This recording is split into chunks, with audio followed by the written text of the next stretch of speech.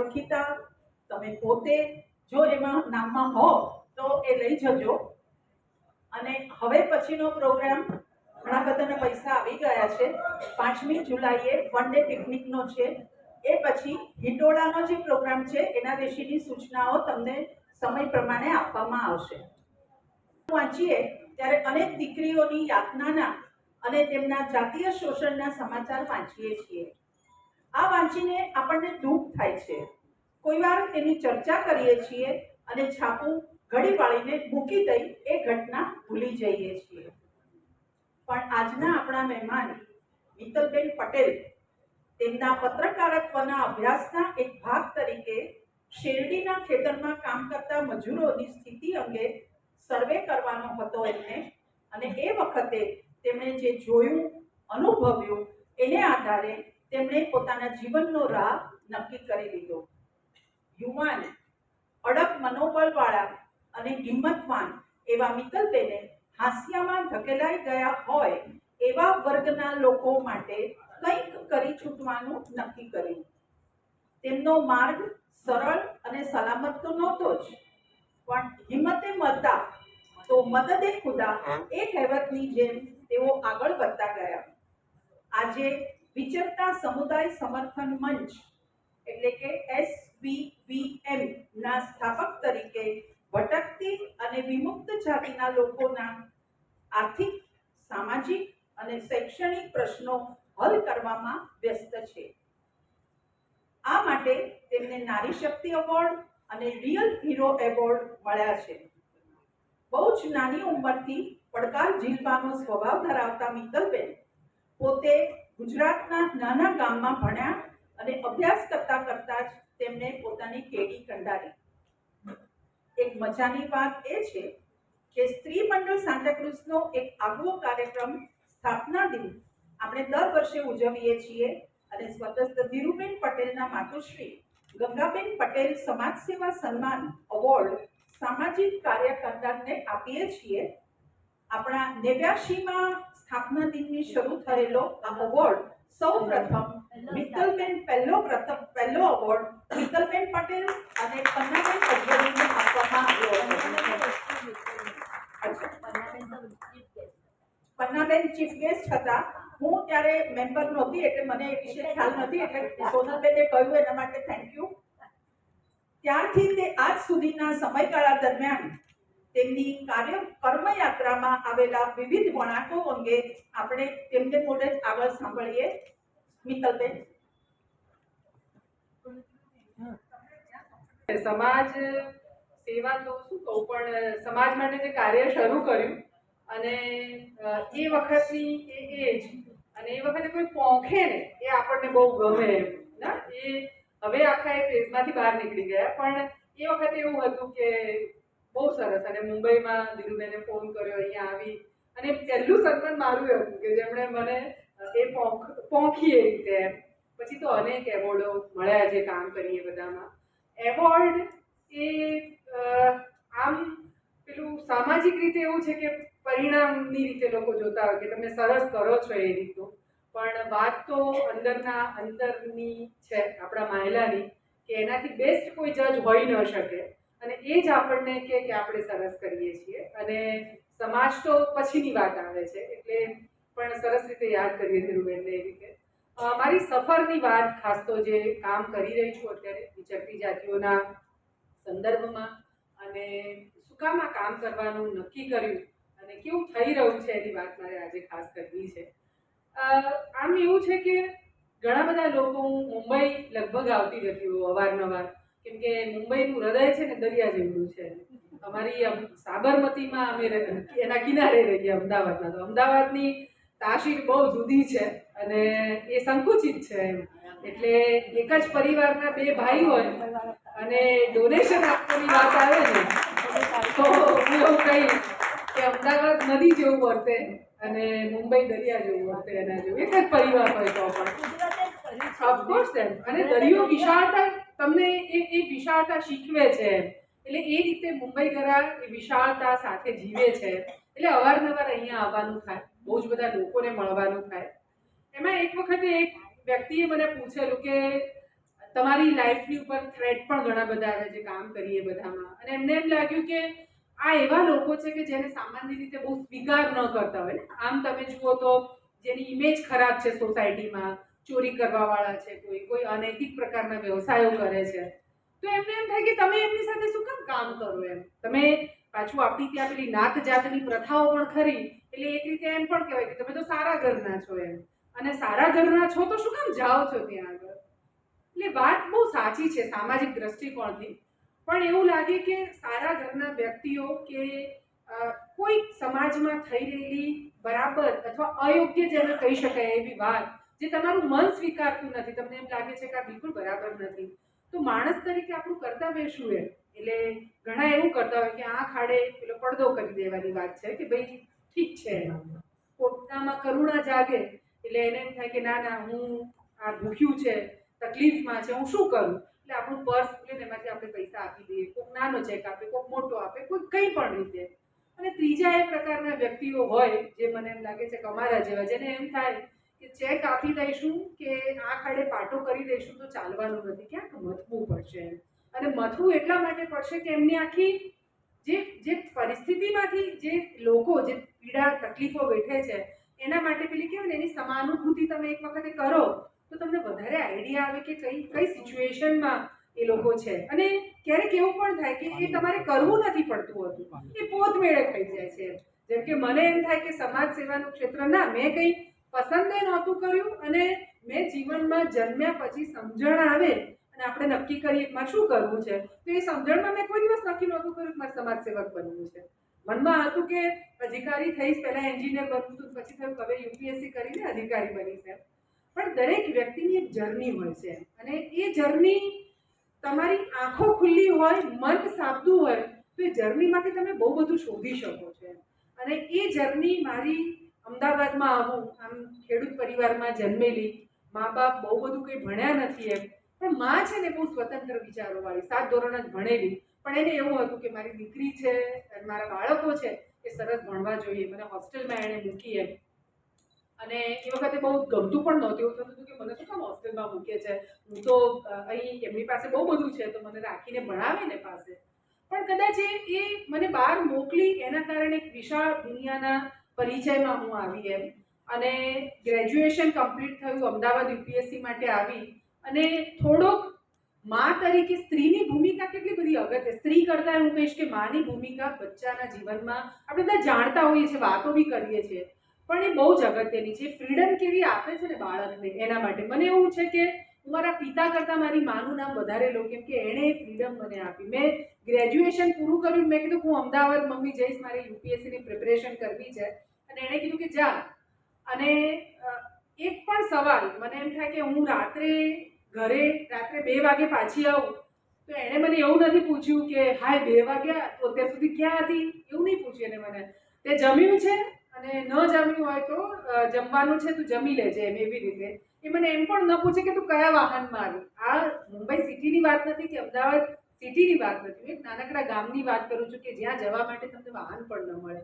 પણ એની એ સ્વતંત્રતા જે એણે મને આપી એના કારણે કદાચ મિત્તલ તરીકે આજે હું જે ખીલી જ કહીશ, કેમ કે મને તો બહુ જ મજા આવે છે મારા ગામમાં.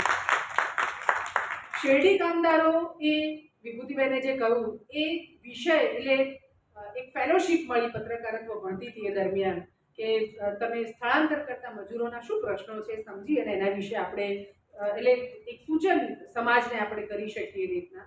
અને મેં નક્કી કર્યું કે શેરડી કામદારો સામાન્ય રીતે કોઈ અભ્યાસ કરવાનું નક્કી કરો, ફેલોશિપ તમને કોઈ રિસર્ચ માટે મળે તો લોકો એ જાય ત્યાં આગળ, જે પણ સબ્જેક્ટ અથવા જે વિષયને લઈને વાત છે ત્યાં આગળ એને મળીને ત્યાંથી બધું જાણીને ક્વેશ્ચનર બનાવી હોય એ પ્રમાણે બધું જાણીને પાછા આવે ને પછી એના આધાર ઉપર પોતાનું થીસીસ લખે. મને એમ થયું કે એવું તો ન જ થવું જોઈએ. તમે જ્યાં સુધી કોઈ ચીજને અનુભવો નહીં, એ પ્રશ્નના જડમાં ગયા વગર એને સમજો નહીં, ત્યાં સુધી તમે કેવી રીતે લખી શકો થીસીસ. હું કંઈ ક્વેશ્ચનર ભરું ને એવું બધું તો મને કરવું જ નહોતું, એટલે નક્કી કર્યું કે હું શેરડી કામદારો સાથે રહીશ એમ. અને 2005ની વાત છે, 4-5માં હું એ લોકોની વચ્ચે સુરત પાસેના આસપાસના વિસ્તારોમાં, મોટાભાગે દક્ષિણ ગુજરાતના આદિવાસી જે છે પોતાના ગામોમાં એમને રોજગારી નથી મળતી એટલે એ લોકો ગામ છોડી અને જ્યાં શુગર ફેક્ટરીઓ હોય એની આસપાસમાં જ્યાં શેરડી થતી હોય ત્યાં કાપવા માટે આવીને રોકાય. હું પેલું અત્યાર સુધી શેરડી કામદારો વિશે વાંચેલું બહુ બધું. એમાં હતું કે ભાઈ તંબુમાં રહે છે અને તંબુ આવ્યો એટલે ઇમિડિયેટલી પેલું મિલિટરીનો ટેન્ટ મનમાં આવે, એમ થાય કે વાવ કેવી મજા આવશે ને, એક્સપ્લોર કરવા મળશે. બીજું, ખેતરમાં કામદારો, મારા પપ્પા ખેડૂત, ઘણી મોટી જમીન, પણ અમારા ત્યાં કામદારો આવે તો મારા પપ્પા એમને બેઝિક ફેસિલિટી તો આપતા, પીવાનું પાણી હોય, એ લોકો રહી શકે એવી સરખી વ્યવસ્થા હોય, લાઇટ હોય. એટલે મને હતું કે આ બધું જ ત્યાં હશે. પણ જ્યારે હું ત્યાં પહોંચી, સુરતની નજીક એક ગામ હતું અને ત્યાંથી બસમાંથી ઉતર્યા પછી મારી સાથે ત્યાં સ્થાનિક કામદાર સંસ્થા હતી અને કાર્યકર હતો. અમે બંને જણા પહોંચ્યા જ્યારે શેરડી કામદારનો એક પડાવ હતો 2 કિલોમીટર ચાલીને. આમ દૂરથી નજર નાખી સીમમાં, ગામ પૂરું થયા પછી સીમ જ્યાં હોય ત્યાં પેલા વાદળી કલરના પ્લાસ્ટિક આપણે નાખેલા જેવા બહુ જ બધા પ્લાસ્ટિક ના આવડા ઝૂંપડા બાંધેલા હતા. એટલે પહેલી વખત માટે ને તમે કોઈ ચીજ જોઈ નથી, તમે વર્ણન કરો છો એટલે આપણા મનમાં એક ચિત્ર ઊભું થાય છે ને આપણે કલ્પના કરીએ છીએ કે આવું જશે. એટલે મારું પેલું કલ્પના ચિત્ર ને આ બંને એને કંઈ મેચ જ નહોતું થતું. એમ થયું કરે આ તો કેવું છે, પછી થયું ગવાય તો ના રહેવાય એમ. અને સાંજ, ઓલમોસ્ટ શિયાળો હતો, નવેમ્બર મહિનો ઢળી રહી હતી. સાંજુ ત્યાં પહોંચી અને કામદારોને લઈને મુકાદમ આવે એટલે મેં મુકાદમની પાસે હું પહેલાં ગઈ અને મેં એમને કહ્યું કે ભાઈ આ પત્રકારત્વ ભણું છું, મને પ્રશ્નો સમજવા છે આપના શું છે. એટલે મુકાદમને થયું કે આ કોઈ પત્રકાર બેન આવી ગઈ છે અને મારી બધી વિગતો જાણી જશે. એટલે એણે કીધું કે અહીંયા કંઈ નથી, તું જતી રહે. અને રહેવું તો મારે નહોતું, પણ મને થયું કે કંઈક માહિતી મને આપે. પણ એને બિલકુલ જ ઇન્ટરેસ્ટ નહોતો. હજી આપણી ગડમથલ ચાલતી હતી, અંધારું થવામાં હતું, પાછું જવું હતું એ નક્કી હતું. ત્યાં એકદમ એક કામદાર ભાઈ, એનું 7-8 મહિનાનું નાનકડું બાળક એને ખોળામાં પેલા ગોદમાં તેડી અને એ આવ્યું અને એ ભાઈને બહુ જ વાગેલું, લોહી નીકળે. નાનું બચ્ચું, એને કાંટા પુષ્કળ વાગેલા, એ પણ એટલું બધું રડે, એને બી લોહી નીકળે. એટલે આખી ઘટના બહુ જ કંઈક થયું હોય એવું લાગે.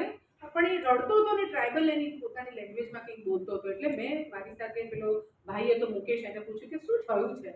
એટલે એણે કહ્યું કે એ અને એની વાઈફ બંને ખેતરમાંથી શેરડી કાપીને પાછા આવતા હતા પડાવ તરફ. ત્યાં રસ્તામાં કોઈક બાઇક પર 2 જણા આવ્યા જે એની વાઈફને જબરજસ્તીથી પકડી અને ઉપાડીને લઈ ગયા. આ ઝપાઝપી થઈને એના કારણે આને આટલું બધું વાગ્યું છે. તો ના એક તો, અને બીજું કે જે રસ્તા ઉપર એ બેન આવી હતી ને એના 15 મિનિટ પહેલાં જે રસ્તા ઉપરથી હું પણ આવેલી.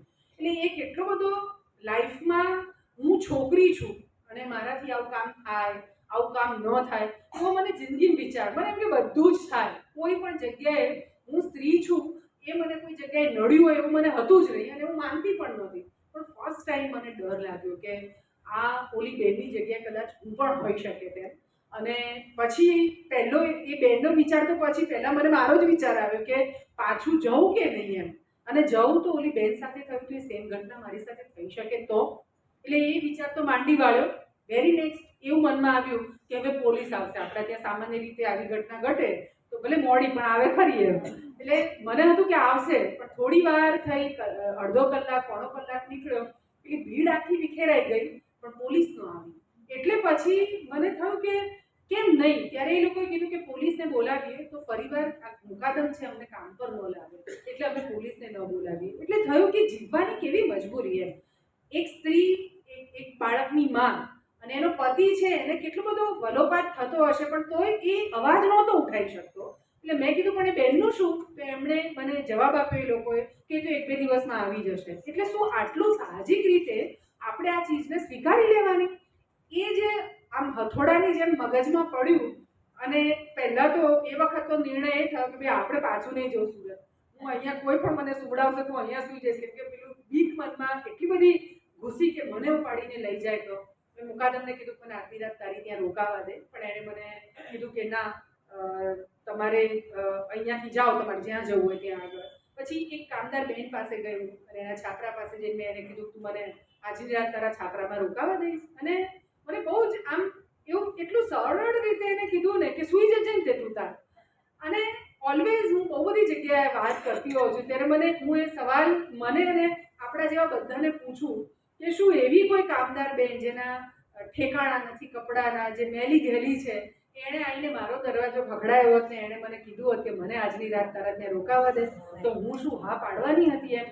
શું એને મારી સોસાયટીની અંદર પેલો વોચમેન એને એન્ટ્રી આપવાનો હતો? બહુ બધા પ્રશ્નો છે ને. આજે આખું જે મનોમંથન છે બહુ જુદા પ્રકારનું. આખી રાત ઓઢવા પાથરવાનું નહોતી લઈ ગઈ, કેમ કે મને હતું કે એ લોકો તો આપશે મને એવું, પણ ત્યાં તો એટલી બધી નવરી દરિદ્રતા, એની પાસે પૂરું નહોતું, એ મને શું આપે? 7-8 જોડી કપડાં જે લઈ ગઈ હતી, કેમ કે નવેમ્બર મહિનો ઠંડી અને ખેતરોમાં બધા જ એક સાથે પહેરી લીધા, અને હવાર પડે એની રાહમાં કે હવાર પડે ને આપણે ભાગી જવું છે, અહીંયા નથી જ રહેવું.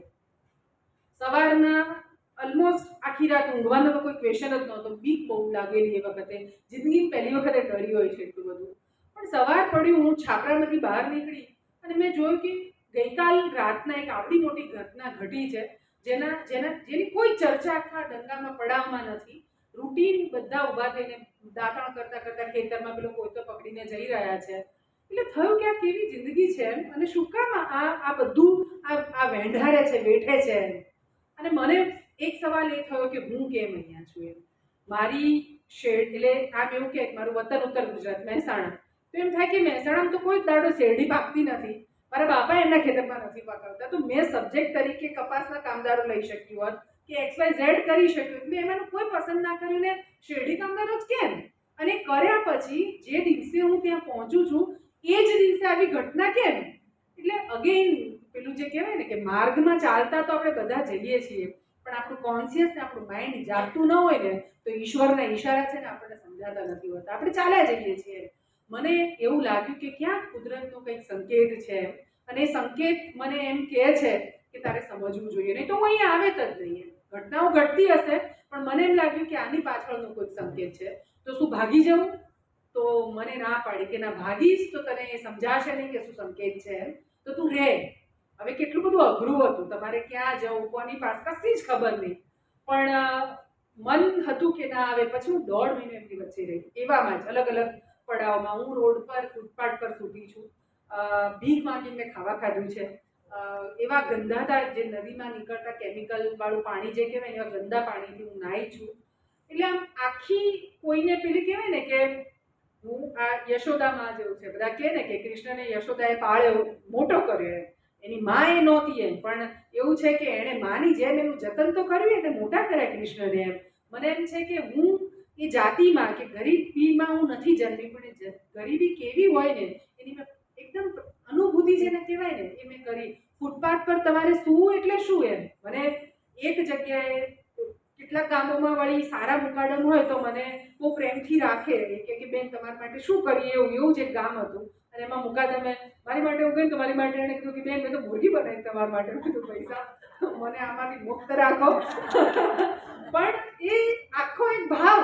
અને રાત્રે એને હતું કે બહાર બહુ ઠંડી છે તો પેલું છાપરું જે કંતાનનું બાંધેલું, તમે આની અંદર સૂઈ જજો. હવે મુકાદમની દુકાન હતી એની અંદર, અને દુકાનમાં સૂકી મચ્છી વેચે, એની ગંદી વાસ પેલી મને યાદ આવે, પેલી ના ફૂલવાળા ટોપલા માછીમાર બહેનો વેચવા જાય છે, અને પછી રાત્રે પાછા આવતા નદીમાં પૂર આવે છે, અને એને થાય છે કે ક્યાં શું, ને ફૂલની દુકાનવાળો કહે છે કે મારી દુકાનમાં સૂઈ જજે.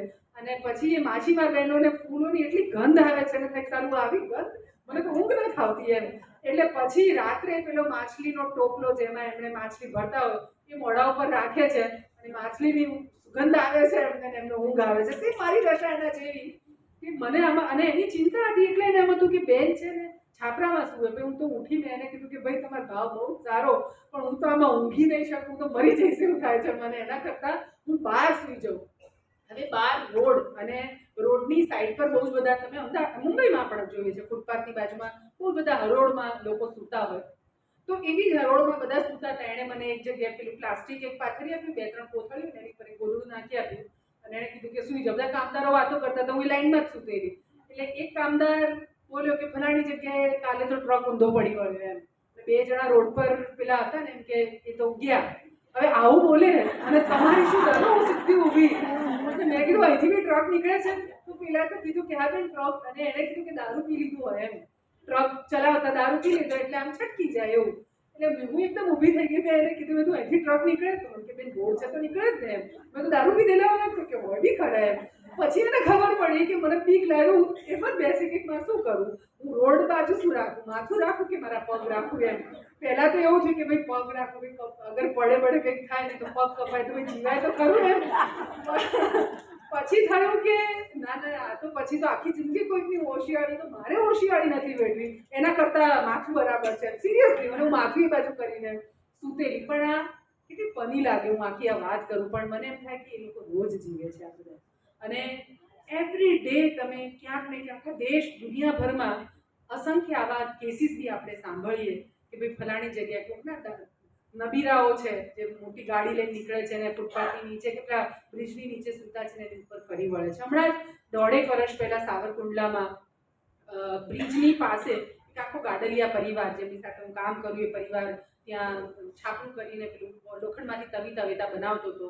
2 ટ્રકનો એક્સિડન્ટ થયો ને કંટ્રોલ ગુમાવીને ત્યાં પહોંચી ગયા. એ આખા પરિવારમાંથી 12 જણા હતા ટોટલ, એમાંથી એક નાનકડું બચ્ચું જે છે 7-8 મહિનાનું એ બચ્ચું, બાકી બધા જ પરિવાર ગુજરી ગયા. ઘર ના હોવું ને પાકું, એની આ પીડા છે. ઓફકોર્સ જ્યારે સાયક્લોન આવે કે ધરતીકંપ આવે એટલે આપણને બધાને થાય કે કુદરતને જ્યારે આ મારવું જ હોય તો ગમે તે રીતે કરી શકે, પણ મને એમ થાય કે એ આખી નેચરલ ઘટનાઓ છે. આ તો એક માણસની ઈચ્છા છે કે મારું સરસ ઘર થાય, પણ એની મજબૂરી છે, એની પાસે પૈસા નથી અને એ કરી શકે એવી એની ક્ષમતા નથી, એટલા માટે એને મજબૂરીના મારે આ છાપરામાં રહેવું પડે છે. અને આ હોનારતો ને હોનારત એટલે આ તો થવું, એની સાથે દીકરીઓની સુરક્ષાની વાત. એક ઘટના એવી છે, એક નાથબાવા પરિવારની દીકરી 3 જ વર્ષની રાત્રે છાપરામાં સૂતેલા અને કોઈક રિક્ષાવાળો આવ્યો, મા બાપ બે આખો દિવસ કામ કરે, ભર ઊંઘમાં હશે, દીકરીનું મોઢું, અને દીકરી 3 વર્ષની, એને શું ખબર પડે, એને ઊંચકીને પેલો લઈ ગયો. બીજા દિવસે સવારે નદીના ભાઠામાં એ દીકરી પર રેપ કરેલી એ છોકરી મળી આપણને. ઘરની પીડા છે ને એ મને એમ થાય કે આપણે કોઈ આપણે ન સમજી શકીએ, બિકોઝ આપણે બધા ઈચ્છિત આપણને ગમે એ પ્રકારના, ભલે નાનું તો નાનું, પણ ઘરનું સુખ છે આપણી પાસે, પણ જેની પાસે નથી ને એની વિડંબણાઓ બહુ જ મોટી છે. આ બધું આવા અનેક કિસ્સાઓ હું તમને આમ આખો એટલે સળંગ 5-10 દિવસથી હું પારાયણ કરી શકું આ પ્રકારની, પણ આ બધું જ અનુભવ્યું. એ પછી સવાલ થયો કે હવે શું અને શું કરવું છે. અધિકારી બનવું હતું એટલે અધિકારીને પણ મળી, પણ અધિકારીઓના જે જવાબો સાંભળ્યા એ પરથી મને એમ લાગ્યું કે શું એક વ્યક્તિ ઈચ્છે ને તો કેટલું બધું કરી શકે, એની જગ્યાએ મને જે જવાબ મળે એ પ્રમાણે અમે શું કરીએ.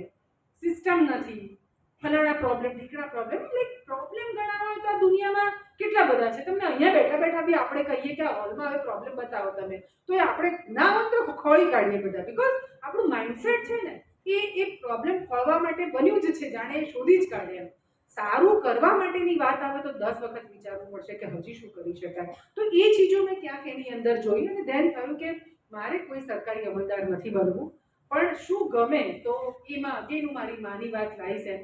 એણે હંમેશા એક ચીજ શીખવાડેલી કે મનને ગમે નહીં કરવાનું. પૈસો એ જીવનનો ક્રાઇટેરિયા એકમાત્ર નથી, એ જરૂરી છે, પણ એ એકમાત્ર ક્રાઇટેરિયા છે એવું નથી. એટલે તમને ગમે એવું કરશો તો બાકી બધી ચીજો પોત મેળે આવશે એવું. અને મને લાગ્યું કે મને જે ગમે છે તે આવા ગરીબ લોકો કે તકવંચિત જેને કહી શકાય એની પાસે જઈને વાતો કરવી મને બહુ જ ગમે છે, એમના પ્રશ્નો સાંભળવા મને ગમે છે, એના સોલ્યુશનમાં હું જો ક્યાંક મદદરૂપ થઈ શકું તો એ મારે કરવું છે ને સ્વીકાર્યું. એ સ્વીકાર્યા પછી વિચરતી જાતિઓની અગેન એક ફેલોશિપ મને મળી અને એમાં હું એમના વિચરતી જાતિઓના રિસર્ચ માટે હું એમની પાસે પહોંચી અને એમની હાલત જોયા પછી મને એમ લાગ્યું કે દુનિયામાં કદાચ આ એવો આખો સમુદાય છે કે જેની તરફ કોઈ ધ્યાન જ નથી આપતું. પોતાનું સરનામું ન હોવું, ઓળખ ન હોવી, ઓળખ તરીકે સોનલબેન, વિભૂતિબેન, એમને હું ઓળખું ને મને ઓળખે એટલે આપણે એકબીજાને બોલાવીએ. પણ ધારો કે થર્ડ પર્સન, તમે અમેરિકા જવાના હો તો તમારી પાસે માંગવામાં આવે કે ભાઈ તમારો પાસપોર્ટ. આપણે કોઈ પણ જગ્યાએ કોઈ હમણાં તો કોરોના થયો એટલે મોલમાં જાઓ તો તમારી પાસે આધાર કાર્ડ માંગતા હતા, તમારું આધાર કાર્ડ. શું તમારી પાસે તમે કોણ છો ને એ પુરાવો બહુ જ અગત્યનો છે. આઈ થિંક એ ચીજો છેલ્લા કેટલાક વર્ષોમાં આવી, માણસોએ જેને ડેવલપ કરી, પણ પહેલાં આની જરૂર નહોતી એટલે બધું ચાલતું હતું. સમાજ વ્યવસ્થામાં ઓળખાણ વગરના માણસોનો પણ સમાવેશ થઈ જતો હતો, પણ પછી ઓળખાણની વાત આવી અને વિચરતી જાતિ એટલે ગામે ગામ પોતાના પરંપરાગત વ્યવસાયો માટે ફરનારા, સાપના ખેલ બતાવે, કોઈ લોખંડમાંથી તવી તાવેતા ચીમટા વેચે, છરી ચપ્પુની દાળ કાઢે, માટીમાંથી ઘર બંધાવે, તળાવ ખોદવાને, એટલે અનેક પ્રકારના કામો. મને એમ થાય કે આ જે ડેવલપમેન્ટ અત્યારે આપણે જોઈએ છે ને આમાંની ચીજો નહોતી આથી 30, 35, 40 વર્ષ પાછળ જતા રહીએ તો આ એવી જાતિઓ હતી કે જે આપણા ગામોમાં આપણા ઘરમાં ન આવે ને તો આપણી વ્યવસ્થા ખોરવાઈ જતી હતી એમ. અને એના કારણે જે સતત ફરતા રહ્યા, પણ ફરતા રહ્યા એના કારણે એની પાસે પોતાનું પેલું ઠરી ઠામ ઠેકાણું કહેવાય એ ન થયું. ભલે તમે મુંબઈ આવીને વસ્યા બધા જ અહીંયાના, પણ તમારા બધાનું મૂળ છે ક્યાંક, અને એ ગામમાં આપણે જઈએ કે ન જઈએ પણ પૂછે કે તમે ક્યાં ના, તો હું જેમ કહું હું સંથલપુરની, એમ ભલે ત્યાં ન જતી પણ મારું ગામ છે. આ એવા કે જેનું કોઈ ગામ જ નહોતું, એને પૂછો ક્યાં ના, તો કે અમે તો સિંધથી આવ્યા, અમે રાજસ્થાનથી આવ્યા, પણ કયું એક પ્લેસ એ નહીં એની પાસે, અને એના કારણે એની પાસે પોતાના પુરાવા નહીં, મતદાર કાર્ડ ન મળે, રાશન કશું જ નહીં એમ.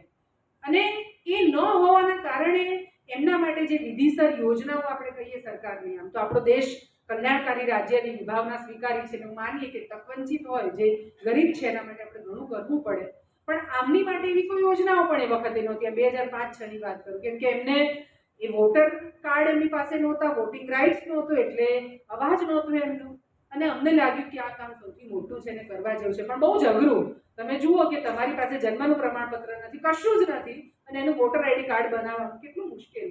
પણ પેલું કહેવાય, મનમાં ભાવના તમારી પવિત્ર અને શુદ્ધ હોય તો કસોટી ઈશ્વર ડેફિનેટલી કરે, પણ તમારી પાસે એવા માણસો મોકલી આપે કે જે તમને મદદ કરે. ગુજરાતના મુખ્ય નિર્વાચન અધિકારી હતા મિસ્ટર વિનોદ બબર, એમણે મદદ કરી, અને પછી તો ભારતમાં એક કાયદો બન્યો અને વિચરતી જાતિઓના ઓળખપત્રો બનવા માંડ્યા. આજે ગુજરાતની હું વાત કરું તો લગભગ વિચરતી જાતિઓની વસ્તી 50-60 લાખની આસપાસ, અને ભારતની કુલ વસ્તીના 12-15%, એટલી મોટી જનસંખ્યા છે. અને એમના માટે પુરાવા માટે મતદાર કાર્ડની પોલિસી છે નેશનલ લેવલ પર બની, અને ગુજરાતમાં હું એવું કહી શકીશ કે આજે 58%થી વધારે લોકો પાસે મતદાર કાર્ડ છે, એમના રાશન કાર્ડ છે હવે એમની પાસે.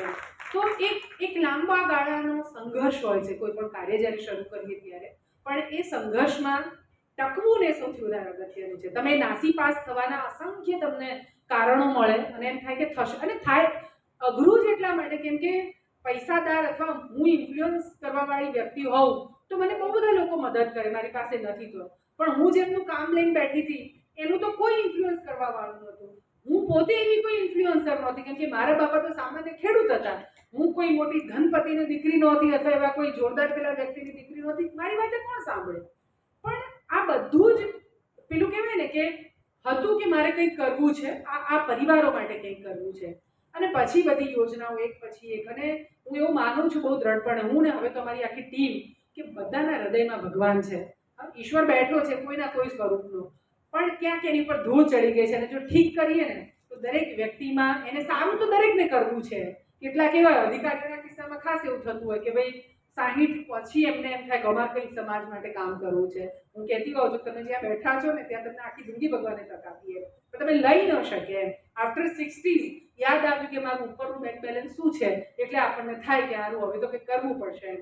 એટલે આ જે કોન્શિયસનેસ આપણી કાયમ સાથે જે સતત ચાલવી જોઈએ એ નથી થતી, એના કારણે આપણને બધા જે અસમંજસ પરિણામો ન મળવાનું દેખાય, બધું દેખાય. પણ આને અમે માનવ અધિકારનું કામ કહીએ કે માણસ તરીકે જન્મ્યા છે તો એમને સન્માન મળવું જોઈએ. વિચરતી જાતિઓની સાથે સાથે એક વિમુક્ત કમ્યુનિટી આખી અલગ, એમાં 12 જુદી જુદી જાતિઓ, એમાં બધી ક્રિમિનલ એક્ટિવિટીઝ સાથે સંકળાયેલી કમ્યુનિટીઝ, બધી હાઈવે રોબરી કરવાવાળી, આપણને બતાવે તમે કેવી રીતે લૂંટફાટ કરી, આમ તમારું હૃદય આમ પેલું થઈ જાય કે હાય આવું તે હોય એમ. જીવતા પેલા ચાલતા ટ્રકમાંથી એક્સ્ટ્રા સ્પેર વ્હીલ કાઢી નાખવું, એવી કળાની જેમ લોકો કાઢી નાખે એના જેવું, એવી આખી કમ્યુનિટી. એનું નામ પડે ડફેર, એટલે આમ ગુજરાતમાં જો તમે જતા હોય તો બધાને બીક લાગે કે એની બાજુ તો જવાય જ નહીં એમ. તમે જો ઝવેરચંદ મેઘાણીને વાંચ્યા હોય તો 16થી બાળવટિયા ને આ બધું જે એકદમ અદ્દલ એ પ્રકારનું તમને દેખાય.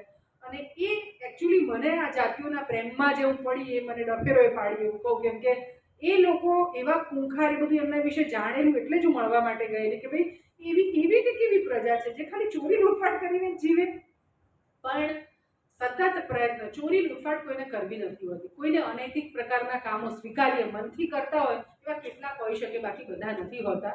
અને એ પરિવારો પાસે પ્રેમથી જ્યારે જવાનું શરૂ કર્યું ત્યારે ખબર, ગામ કોઈ સ્વીકારે નહીં એમને મતદાર કાર્ડનું એક ફોર્મ ભરવાની વાત આવે, નોટ ઓનલી ડફેર પણ તમામ વિચરતી જાતિઓમાં ગામો ઘર ખાલી કરાવી દે કે અમારા ગામના નથી. બહુ મોટો પ્રશ્ન હતો, ક્યાં જશું એ પ્રશ્ન થાય એમને. અમારા એક ભાઈ લતીફભાઈ, એ તો મને કહેતા હતા, લતીફભાઈ હોય કે રત્નાભાઈ, બધા એ કહેતા હતા બેન આના કરતાં ઉપાડી કે પાકિસ્તાન નાખી આવે ને તો સારું, એ દેશના અમારી સાથે આવો વ્યવહાર કરશે ને તો ચાલશે, પણ પોતાના દેશમાં રહી અને પારકા જેવું કોઈ કરે ને એ અમને નથી સહન થતું. અને વાત સાચી જ હતી, બહુ જ પીડા હોય. અને આ જે ચોરી લૂંટફાટ કરવાવાળા ડફેર પરિવારો, એમની સાથે કામ શરૂ કર્યું.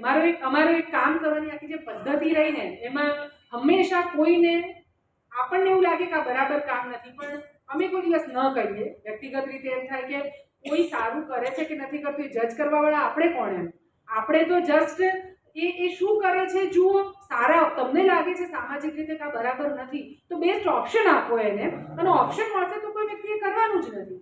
અમે આ બધા પરિવારોને અલગ અલગ પ્રકારનું પૂછ્યું કે તમે વ્યવસાય શું કરવો છે. એ લોકોએ કહ્યું કે અમારે બિઝનેસ કરવા છે. હવે તમે વિચારો કે બિઝનેસ કરવાની વાત કરે, પૈસા પણ આપે એને, કઈ બેંક આપે એને પૈસા જેની પાસે પોતાની ઓળખના આધાર નથી ને? બેંકો તો એનો ઝૂંપડામાં રહેતો એની ગેરંટી કોણ લે? ચેકબુક એની પાસે, ધારો કે તમે એમ કહો મોર્ગેજ કરવું પડશે તો વસ્તુ શું મળે એની પાસેથી મોર્ગેજ કરવાની? નથી.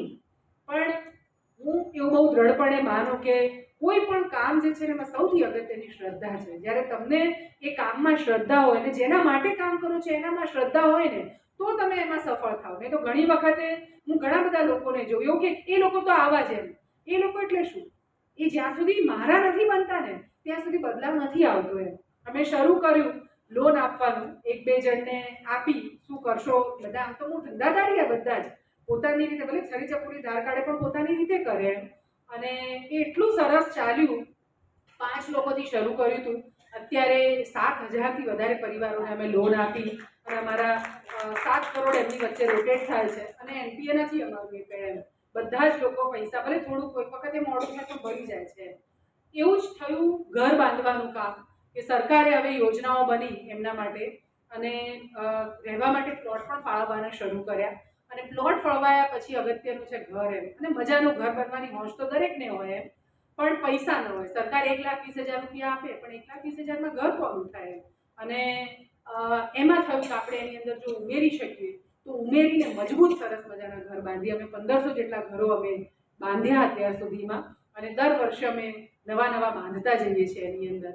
આ બધું જ કામ થતું હતું અને 2019માં દિલ્હીથી એક વખતે વડાપ્રધાન કાર્યાલયથી ફોન આવે છે અને એવું કહે છે કે ગુજરાતમાં તમે વિચરતી જાતિઓ સાથે જેટલું કામ કરી શક્યા છો એના આધાર પર તમે અમને સમગ્ર દેશમાં વિચરતી જાતિઓ માટે શું કરી શકાય એ લખીને તમે અમને આપો એમ.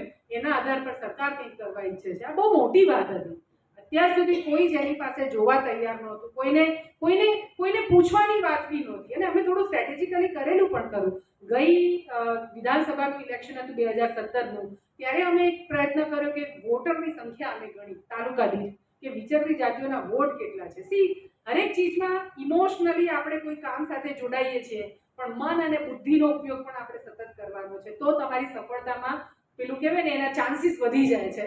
એટલે અમે જોયું કે આમાં વસ્તી કેટલી છે એટલે તાલુકામાં સંખ્યા ગણી તો વોટર તરીકે અમને ક્યાંક 25,000 મળ્યા, ક્યાંક 30,000 મળ્યા, ક્યાંક 35-40,000. આટલી સંખ્યા તો કોઈને હરાવવા જીતવા માટે પૂરતી છે. પછી અમે પોલિટિકલ પાર્ટીઓ સાથે બાર્ગેન કર્યું. બાર્ગેન ઇન ધ સેન્સ એ વેમાં કે તમે અમારા માટે શું કરવાના છે એ કહો એમ. અત્યાર સુધી અમે નથી બોલ્યા કે તમે શું કરશો, પણ હવે તમે અમને કહો તમે અમારા માટે શું કરશો. એ વખતે અમે કીધેલું કે તમે ચૂંટણી ઢંઢેરામાં, એ લોકો દરેક વખતે આમ ડિક્લેર કરી ઇલેક્શન પહેલા કે અમે જીતીને આવશું તો અમે શું કરશું. તો એમાં એમને કીધું કે તમે ચૂંટણી ઢંઢેરામાં લખો કે તમે જીતીને આવ્યા પછી તમે શું કરવાના છો એમ.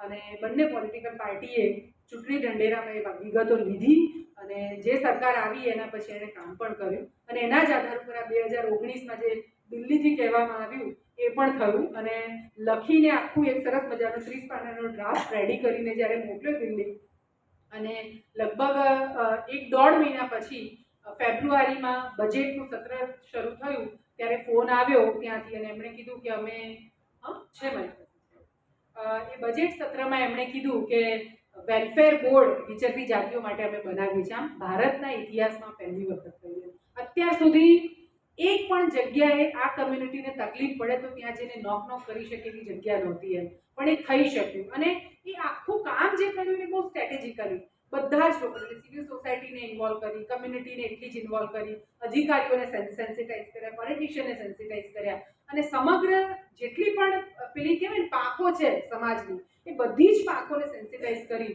એના પરિણામે આજે વિચરતી જાતિઓ ગામનો હિસ્સો હવે બનવા માંડી છે. ઘણું બધું કામ અલગ અલગ લેવલ પર થઈ રહ્યું છે. એમના બાળકો માટે અમે હોસ્ટેલો ચલાવીએ છીએ. અમારી 2 હોસ્ટેલ ચાલે જેમાં 450 બાળકો ભણે છે.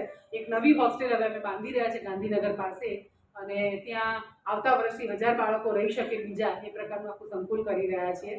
હવે આ બધું જ માણસો સાથેનું કામ. વિચરતી જાતિઓની વ્યાખ્યા તો હવે થોડી બૃહદ પણ થઈ ગઈ છે, કેમ કે જ્યારે આ સમુદાયો સાથેના કામો થતા ગયા, પેલું એક રેશન કાર્ડ કઢાવતા અમને પહેલા 1.5 2 વર્ષ નીકળતા, કોઈ કાઢી આપતું નહોતું. હવે આમ કેમ્પ લાગે ને એક જ મહિનામાં 17,000 20,000 રેશન કાર્ડ નીકળ્યા એવું તમને દેખાય એમ. એટલે ખૂબ બધું પરિણામ મળવાનું શરૂ થાય કે બીજા ગરીબ માણસો એ પણ આવે, એ કે અમને તમે સપોર્ટ કરો ને, કેમ કે અમારી પાસે કોઈ નથી એવું જે મદદ કરે.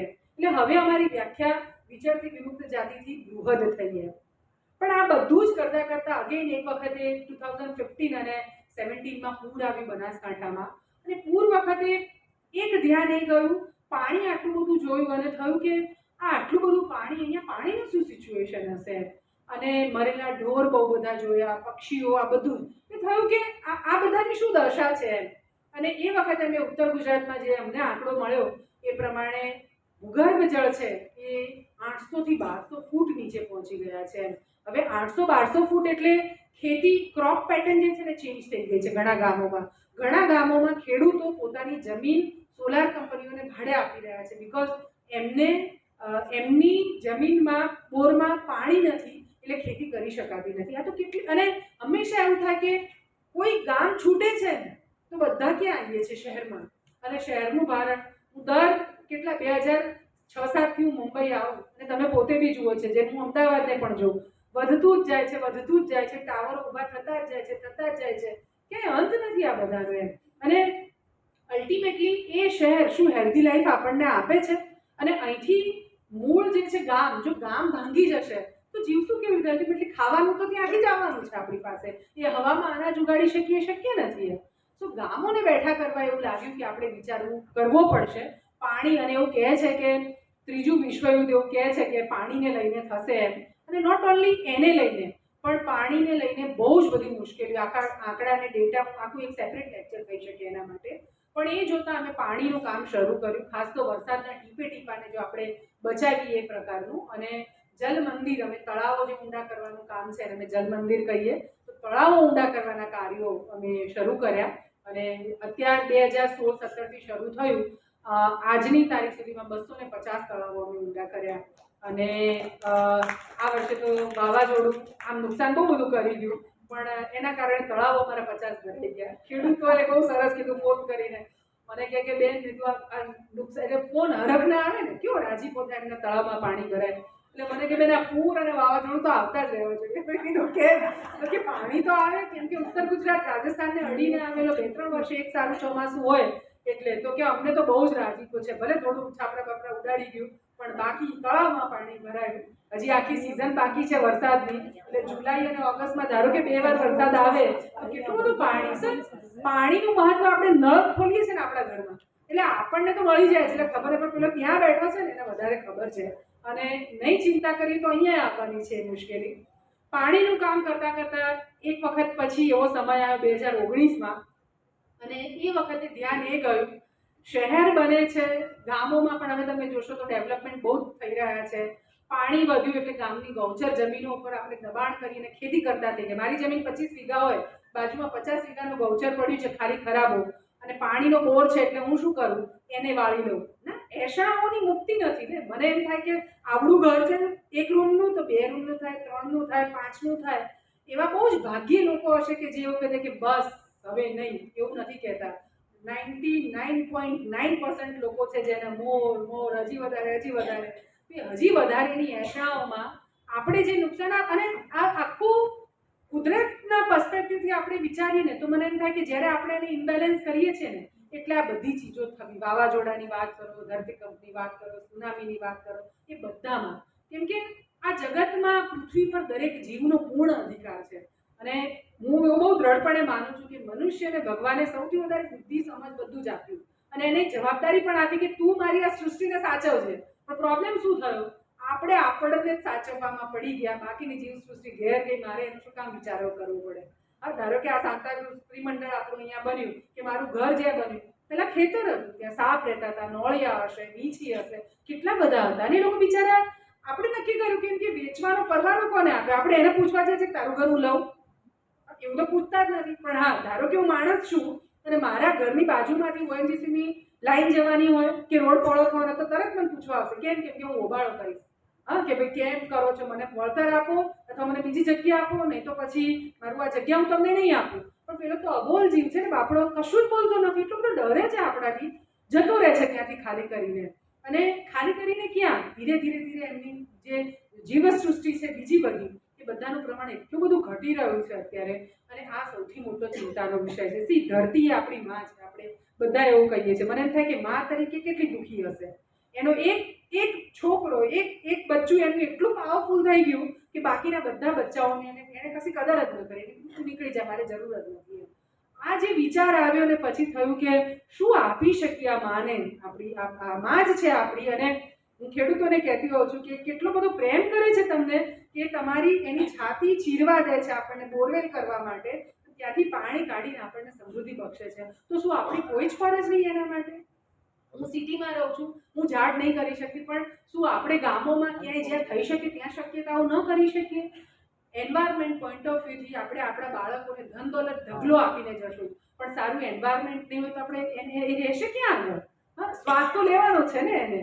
સો એક વિચાર 2019માં આવ્યો અને થયું કે આપણે નાના નાના જંગલો ઊભા કરવા પડશે, જેને અમે વૃક્ષ મંદિર કહીએ છીએ.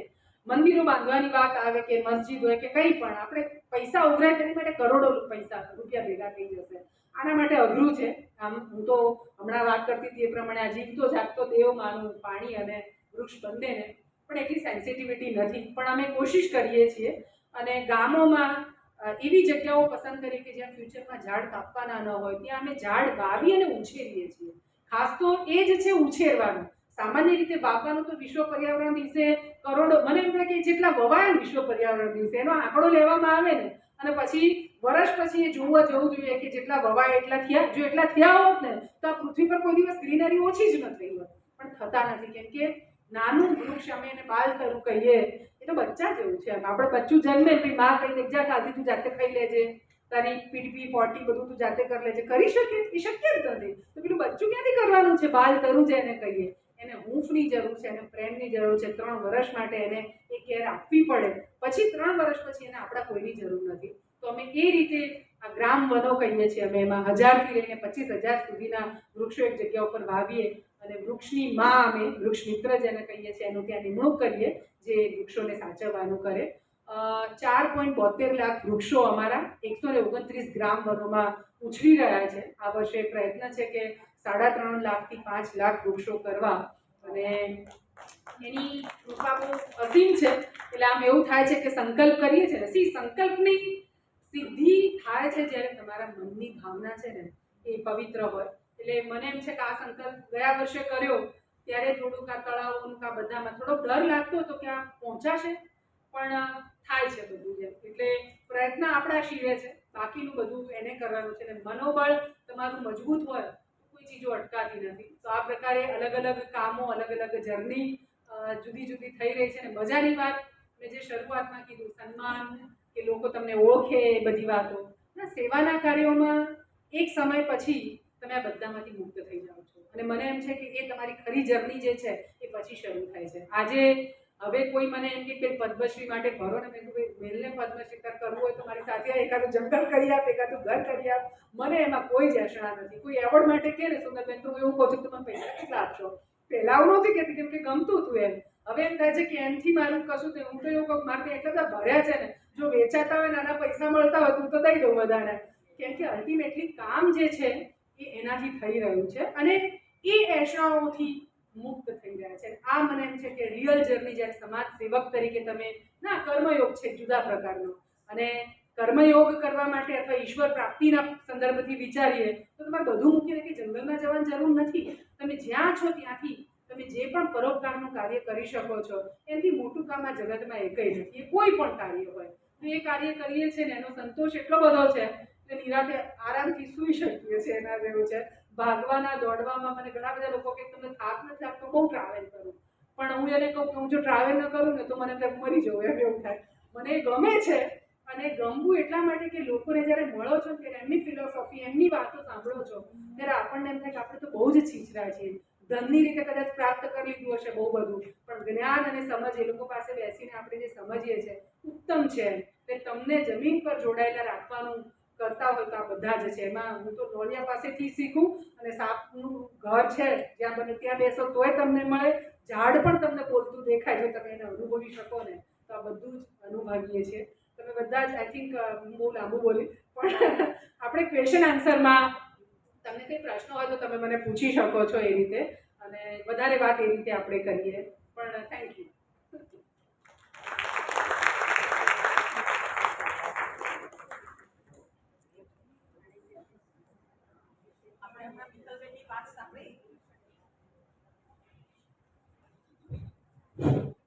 આપણે હમણાં મિત્તલબેનની વાત સાંભળી.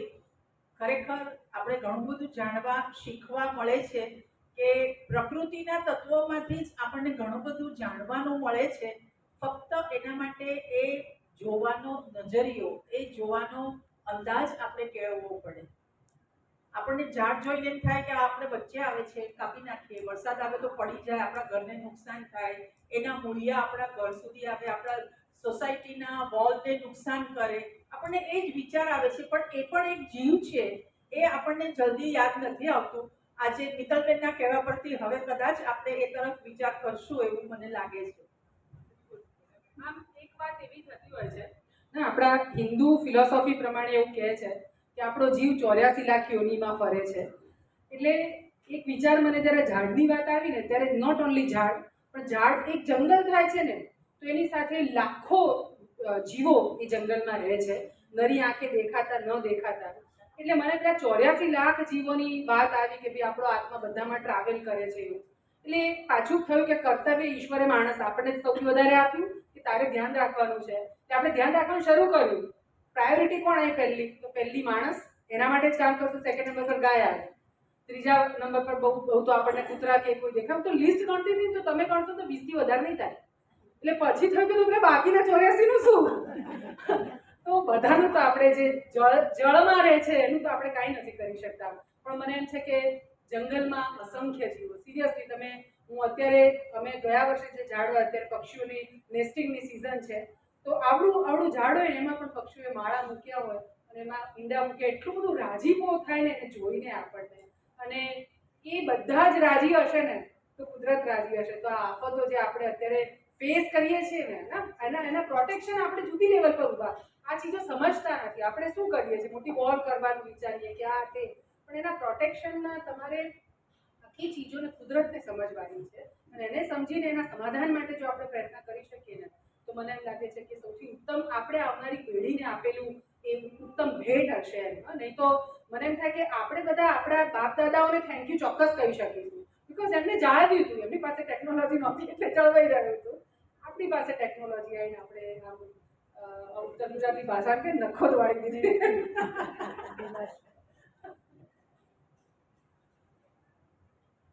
અચ્છા, હવે આપણે મંડળ તરફથી તો એમને ડોનેશન આપવાના છીએ, અને પહેલા પણ આપણે સૂચના મળી હતી કે કોઈને એમના સંસ્થા માટે આપવું હોય તો ડોનેશનનો એ સ્વીકાર કરે છે. કોઈને પ્રશ્નો ન હોય તો આપણે એ વિધિ તરફ વળીએ.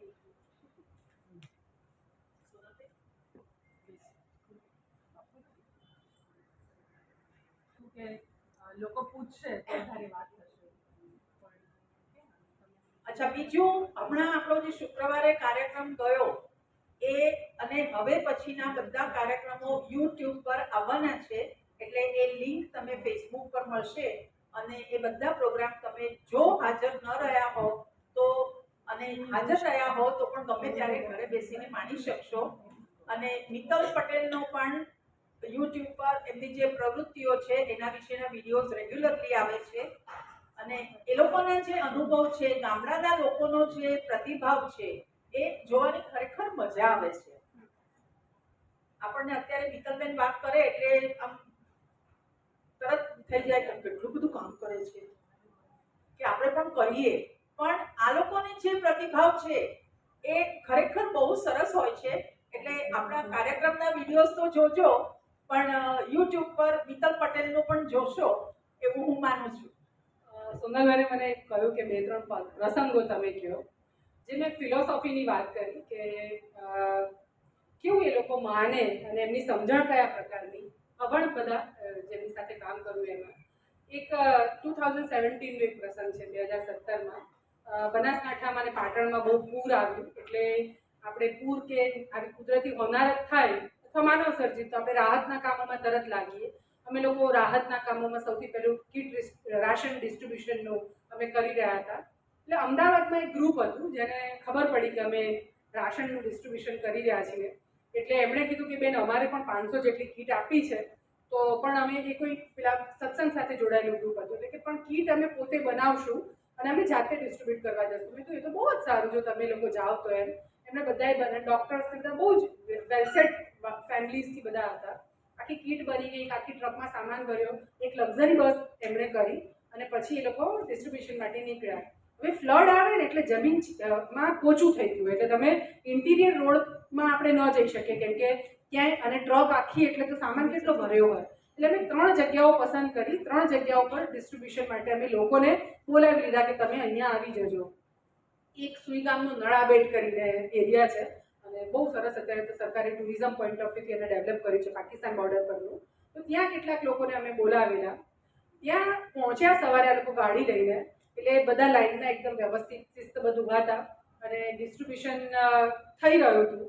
પેલા જે બધા લક્ઝરીમાં આવેલા ને 40-50 લોકો, એ લોકોની વચ્ચે ગણગણ થયા કરે. એટલે અમારો કાર્યકર ત્યાં હતા, રમેશ, એને એમને પૂછ્યું કે કંઈ પ્રોબ્લેમ છે, તમે કેમ શું વાતો કરી રહ્યા છો? એટલે એણે કીધું કે મને આ બધા ઊભા છે ને, એમાંથી કોઈ ગરીબ નહીં લાગતું, બધા પૈસાવાળા હોય ને, એટલે બધા સુખી સંપન્ન એવું લાગે છે. એટલે પછી રમેશે પૂછ્યું કે ક્રાઇટેરિયા શું એમ? ના, તમે કહો છો તો ક્રાઇટેરિયા શું એમ? એટલે એણે કીધું કે તમે જુઓ કે કપડાં કેવા જોરદાર પહેરે. પેલી અમારી બીજાપી જાતિઓ વિશે તમે જો નોમેડ કરીને તમે ગૂગલમાં સર્ચ કરશો તો બહેનો પેલા ઘેરદાર વિમલ કાપડ આવે, ખબર? એના ઘાઘરા 10-10 મીટરના પહેરે. અને વિમલ એટલે મને એમ થાય કે સજા છે આપણે પહેરવું. ઉનાળામાં પહેરીને તમે જાઓ ને, તમને એમ થાય કે સાલું શું આ છે એમ. અને એ ઘાઘરો 5-7 વર્ષ સુધી ફાટે જ નહીં, અને ફાટ્યા પછી એની થેલી બને, એનું ગોદડું બને. એટલે બેસ્ટ રીયુઝ કહેવાય ને એ પણ હવે પેલાને તો ખબર નહોતી. એમને એમ થયું કે આ તો આ પહેર્યું છે, અને કે બધા દાગીના કેવા પહેરે છે, બધા ચાંદીની હાંસરી, પગમાં પેલા ચાંદીના કડલા. એટલે કે આ તો બધા સુખી છે, આ બધું કેટલું ચાંદી આટલું બધું પહેર્યું છે. એટલે રમેશે મને ફોન કર્યો, મને કે બેન, આ તો આવું કહે છે, આપણે, હું આમને શું કહું? અને કે બહુ જ આમ કમ અને આ મારું બહુ સ્પષ્ટ છે કે કોઈ ડોનેશન આપે ને તો અમે પ્રેમથી અને ભાવ સાથે આપે ને તો જ લેવાનું. બાકી કોઈ આવીને મને 17 જાતના વિચિત્ર પ્રશ્ન પૂછે ને તો હું એને કહી દઉં મારે તો બહુ બધું છે, મારે નથી જોતું એમ. કેમ કે હું એવું માનું છું કે આ એનું લઈને જાય આ બધું, તમારો ભાવ પવિત્ર ન હોય તો. એટલે મને આ મારી આખી ટીમ જાણે. એટલે મને એને કીધું કે આ તો બહુ. એટલે પછી મેં એમની સાથે ફોન પર વાત કરી, જે મેઇન હતા. એટલે મેં પ્રોબ્લેમ શું છે? એટલે એમણે કીધું કે આ બધા તો કેવા સુખી છે કે બેન, બધા ચાંદીનું, ને ભાઈઓએ પેલા આમ ગોખરું પહેર્યા છે, એટલે ચાંદીના ઓલા પહેરે ને એ બધું પહેર્યું છે એવું બધું. એટલે મેં કીધું કે આમાં ભૂલ મારી છે, અને થોડુંક આ સ્થિતિ એવી છે કે હું તમને એમના પડાવ, એટલે જ્યાં છાપરા બાંધીને રહે છે ત્યાં હું તમને નહીં લઈ જઈ શકી. અને એ એટલા માટે કે તમારી ગાડી ફસાઈ જાય. પણ તમે જોયું હોત તો તમને ખબર પડે, એના ઘરમાં તિજોરી નથી એમ. એના ઘરમાં એવી કોઈ વસ્તુ નથી કે જ્યાં અહીંયા દાગીના જે છે મૂકી શકે એમ. આ તો એવું છે કે થોડુંક કમાયા ને એટલે તરત જ ઘરવાળીને દાગીનો કરાવી દેવાનો, અને પછી ઘરમાં બીમારી આવી, પ્રસંગ આવ્યો, કંઈ પણ આવ્યું ત્યારે દાગીનો ઉતારીને વેચી દેવાનો. એટલે બધું આ તો અડધી પડતી તિજોરી છે એક રીતે જુઓ તો. એની પાસે છે જ નહીં કોઈ વ્યવસ્થા. પણ પેલું મન જે હતું ને એ મને એમણે એવું કીધું કે આનાથી સારા ગરીબો તો અમદાવાદના છે. એટલે મને એટલી બધી આમ નવાઈ લાગી. અને તમે આમ, હું ઘણા બધા એટલે ડોનર્સ કરતાં બી એવા ફિલોસોફીની રીતે ઊંચું જેનામાં જ્ઞાન છે એ લોકો કહેતા હોય, અને વ્યક્તિગત હું પણ માનું છું કે જ્યારે કોઈ જગ્યાએ પાર્લે બિસ્કિટનું ડિસ્ટ્રીબ્યુશન થઈ રહ્યું હોય, કોઈ મર્સિડીઝવાળો મારી પાસે આવે છે, ત્યાં આગળ ગાડી ઊભી રાખીને પાર્લે બિસ્કિટ માંગવા આવે છે, તો હું એવું કહું છું કે મારો ધર્મ એ કહે છે કે મારે એને આપવાનું, કદાચ એને જરૂર હશે, મને નથી ખબર કે શું છે. એણે માંગ્યું ને એટલે, અને હું વેચી રહી છું, ભીખ નહીં એમ. એટલે એ વેચું છું એટલે આપવાનું. ચલો, એમણે કહું મને 150 કીટો ત્યાં આપી. ત્યાંથી નેક્સ્ટ પડાવ પર જવાનું હતું, પણ એમનું મન ભરતરીઓને મળ્યા. ભરતરી એટલે પેલા રાવણ અથા ઉપર હાલરડા ગાય કમ્યુનિટી આખી, અને બહુ જ ઇન્ટરેસ્ટિંગ. એ લોકોને હાલરડા ગાય એટલે એ લોકો સાડીઓ ભેટમાં આપે, એટલે એ ભેટમાં મળેલી સાડીથી એનું છાપરું બનાવે. એટલે હું એને કહું કે ના, એમાં ટાઢ રોકાય, ના તડકો, ના વરસાદ, આનાથી વધારે ગરીબ કેવી રીતે કોણ હોઈ શકે એમ. પણ પેલું છાપરું નહોતું જે એને ભરતરીને જો. એને બીજું હવે એમને કીધું કે સરસ, એટલે ફાટેલું કપડું પહેરીને નહીં આવવાનું, તમારું ફાટ્યું છે તો ત્યાં થીગડું મારો, સીવીને આવો ને નાઈ ધોઈને તો ચોક્કસ આવો. અમે આટલા વર્ષોથી કામ કરીએ છીએ, તમે એટલું તો શીખવીએ ને એમને. પણ સવાલો હતા બહુ બધા. છેવટે સેકન્ડ થર્ડ પડાવ પર ગયા અને એમણે કીધું કે અમારે કોઈને ડિસ્ટ્રીબ્યુટ નથી કરવું. એ લોકો સામાન લઈને નીકળી ગયા. અને મને એટલું બધું દુઃખ અંદરથી, કેમ કે થર્ડ જે પડાવ હતો એ ધાનેરા તરફ હતો અને એ લોકો બિચારા સવારના 9 વાગ્યાથી 4 વાગ્યા હતા ત્યાં સુધી બેઠેલા. અને પછી અમારા ત્યાં કાર્યકર બેન હતા, એમને કીધું અમારા કાર્યકરે કે એ લોકો તો નીકળી ગયા. અને મને અંદરથી બહુ ગિલ્ટ એ રીતનું થયું કે આ સવારથી ભૂખ્યા આ લોકોને બેસાડી રાખ્યા. એટલે મેં ફોન કર્યો કાર્યકરને. મેં એમને કીધું કે અમારા ત્યાં માલાબેન બધા આગેવાનો હતા અને મેં તું ફોન આપો, વાત કરવી છે મારે. અને મેં એમને કીધું કે માલા કાકા તમારી માફી માંગુ છું. મારો મનમાં ભાવ બહુ સારો હતો કે તમને રાશન મળી જાય તો તમારા 15-20 દાડા ટૂંકા થઈ જાય, પાણી ઉતરે ને તમને કામ મળવાનું શરૂ થાય ત્યાં સુધી તમારું ગોઠવાઈ જાય. અને તાળપત્રી પણ એ કીટની સાથે હતી કે જેથી તમે છાપરાઓમાં ફરીવાર નાખી શકો, તમારું રહેવાનું ઠેકાણ. પણ મેં તો એ લોકો નહીં સમજ્યા અને જતા રહ્યા. એટલે મેં મને 2 દિવસનો સમય આપો. હું હૃદયથી માફી માંગુ છું કે તમને સવારથી અહીંયા હું બોલતી હતી અંદર એટલું બધું આમ હળી જવાય ને એવું થતું હતું. ત્યાં મને મારા કાકા એવું કીધું મને કે બેન હશે, તમે શું કામ આટલું દુઃખ લગાડો છો, એના નસીબમાં નહીં હોય એમ. એટલે તમે જુઓ કે એની પાસે બધું જ હતું છતાં એ ન દઈ શક્યો તો એના નસીબમાં નહીં હોય એમ આપવું એમ. તમે શું કામ એનું માઠું લગાડો છો? આ ફિલોસોફી એમ. મને એક ક્ષણ માટે બી મને થયું કે હું શું કામ દુઃખ કરી રહી છું. વાત તો સાચી છે. તો દાન એ છે ને એ નસીબ જેનું હોય ને એ કરી શકે છે. બાકી એવા કેટલાય માણસો છે કે જેની પાસે ઢગલો રૂપિયા હોય પણ એનાથી એક જરાક આમતું છોડવાની વાત આવે ને તો એનાથી છૂટે નહીં. આવી અનેક વાતો તમે એમની પાસે આ પરિવારો, એ બધા પ્રસંગો હું ફેસબુકમાં, ઇન્સ્ટાગ્રામ પર, યુટ્યુબમાં લખતી હોઉં છું, મૂકતી હોઉં છું. જ્યારે એ લોકો મને મળે ને જે કહેતા હોય. એક બીજો પ્રસંગ, માણસ કેવો બદલાય છે ને, પ્રેમની ભાષાની વાત છે. જેમ કે ડફે અમારા આ મેં સૌ કીધું એ પ્રમાણે આખી ગુનાહિત પ્રકારની કમ્યુનિટી અને હાઈવે રોબરી કરે. મારા ઉમરભાઈ મહેસાણા વિજયપુર કરીને ગામ ત્યાં રહે અને હાઈવે રોબરી જ કરે એમ. 3-4 સ્ટેટની પોલીસ એની પાછળ. અને એ વસાહતમાં જ્યારે હું જાઉં ત્યારે કોઈ દિવસ મળે નહીં, કેમ કે ભાગતું ફરવું પડે, પોલીસની ડર સતત રહે એટલે. પણ એક દિવસ હું વસાહતમાં ગઈને મને મળી ગયા ઉમરભાઈ. એટલે મેં એમને કીધું, મેં કીધું ભાઈ આ તમને શોભતું નથી જે તમે કરો છો એ, અને હવે તમારાથી મારી ઓળખાણ છે. બધા મને કહે કે કોણ, એટલે ઘણા લોકો મેં તું ફોનમાં નંબર સેવ કરે ને તો એવું લખે મિત્તલ ડબે, મિત્તલ વાદી, મિત્તલ સરાણીયા, લાઈક એમ અથવા વિચારતી જાતી. તો મેં કીધું તમે મારો પરિવાર થયા, એક્સટેન્ડેડ. અને મેં કીધું કાલે ઉઠીને મારા ઘરે કોઈ સારો પ્રસંગ થશે મેં હું તો તમને ઇન્વાઇટ કરવાની છું એમ. અને પછી તમે આવા બધા કામો સાથે, અને ખબર નહીં આટલું કીધું એટલે મેં તો મને મજા નથી આવતી આ તમે જે કરો છો ને બધામાં. અને એ વખતે એણે કીધું બેન મેલ્યું, આજથી મૂક્યું. અને એ મૂક્યા એટલે મને ભરોસો નહોતો થતો કે આમ મૂકે, કેમ કે આમ રફ એનો જુઓ તો આમ જેકેટ બાકેટ પેલું આમ ગોલ શૂઝ પહેરે, ચશ્મા, ટોપી વોપી, આખું લુક છાપરા પર પણ આમ એટલો બધો રૂતબો એનો. એટલે મને માનવામાં નહોતું હતું કે મૂકી શકે એમ. પણ નેક્સ્ટ ફરીવાર હું જ્યારે ગઈ, બીજી વખત જેટલી પણ વખત ગઈ એટલી વખતે મેં જોયું કે ઉમરભાઈ વસાહતમાં જ અને સીમની ચોકી કરવાનું કામ એણે પસંદ કર્યું. એટલે 10,000 રૂપિયામાં ચોકી કરે. કોઈક વખતે રોષ આવે ને ત્યારે એ મને કહે કે કેટલી જાહો જલાલી હતી પહેલાં મારે, કે હું આમ હાઈવે પર લક્ઝરીઓ લૂંટતો ને ત્યારે આમ કે બ્લોક કરું ને રોડ એટલે એક સાથે 10 થી 15 વાહન આમ ઊભા રહી જાય અને હું તાસ કે ડબ્બો લઈને આમ અમે લોકો આપણી ટોળી હોય આખી, એમ કે અમે આમ જઈએ અંદર તો લોકો બધું પહેરેલું આમ કાઢે, આમ ઢગલો આવતું હતું. આજે 10,000 રૂપિયામાં મારે નોકરી કરવાની પણ એક જ વાત કે એ પ્રેમ. અને એણે આજ સુધી એ જે વચન આપ્યું એનો કોઈ દિવસ ભોગ નથી કર્યો. એવા એક નહીં અનેક દાખલાઓ આવા કે જે લોકો કોઈ ઘેટા બકરાની ચોરી કરતું હતું કે કાંઈ પણ. એક હમણાં 2 વર્ષ પહેલાં એવું થયું. અને સામાન્ય રીતે ચોરી કે ચોર મને એમ થાય કે સંજોગ એને ચોર બનાવે છે. આપણે એને ટ્રીટ કેવી રીતે, આપણે જો જેલોમાં જોઈએ તો જેલમાં જે ગુનેગારો છે ને એમાંથી રીઢા ગુનેગારો કહી શકાય ને એવા 1-8% કે 1.5% માંડ હશે. બાકી બધા આકસ્મિક કોઈક આવેશમાં આવીને કરેલા ગુનેગારો હશે, કાયમી કરવાવાળા ન હોય એમ. એવું ધાંગધ્રામાં અમે વાદી પરિવારોના ઘરો બાંધ્યા, પતરા ઉપર ઢાંક્યા.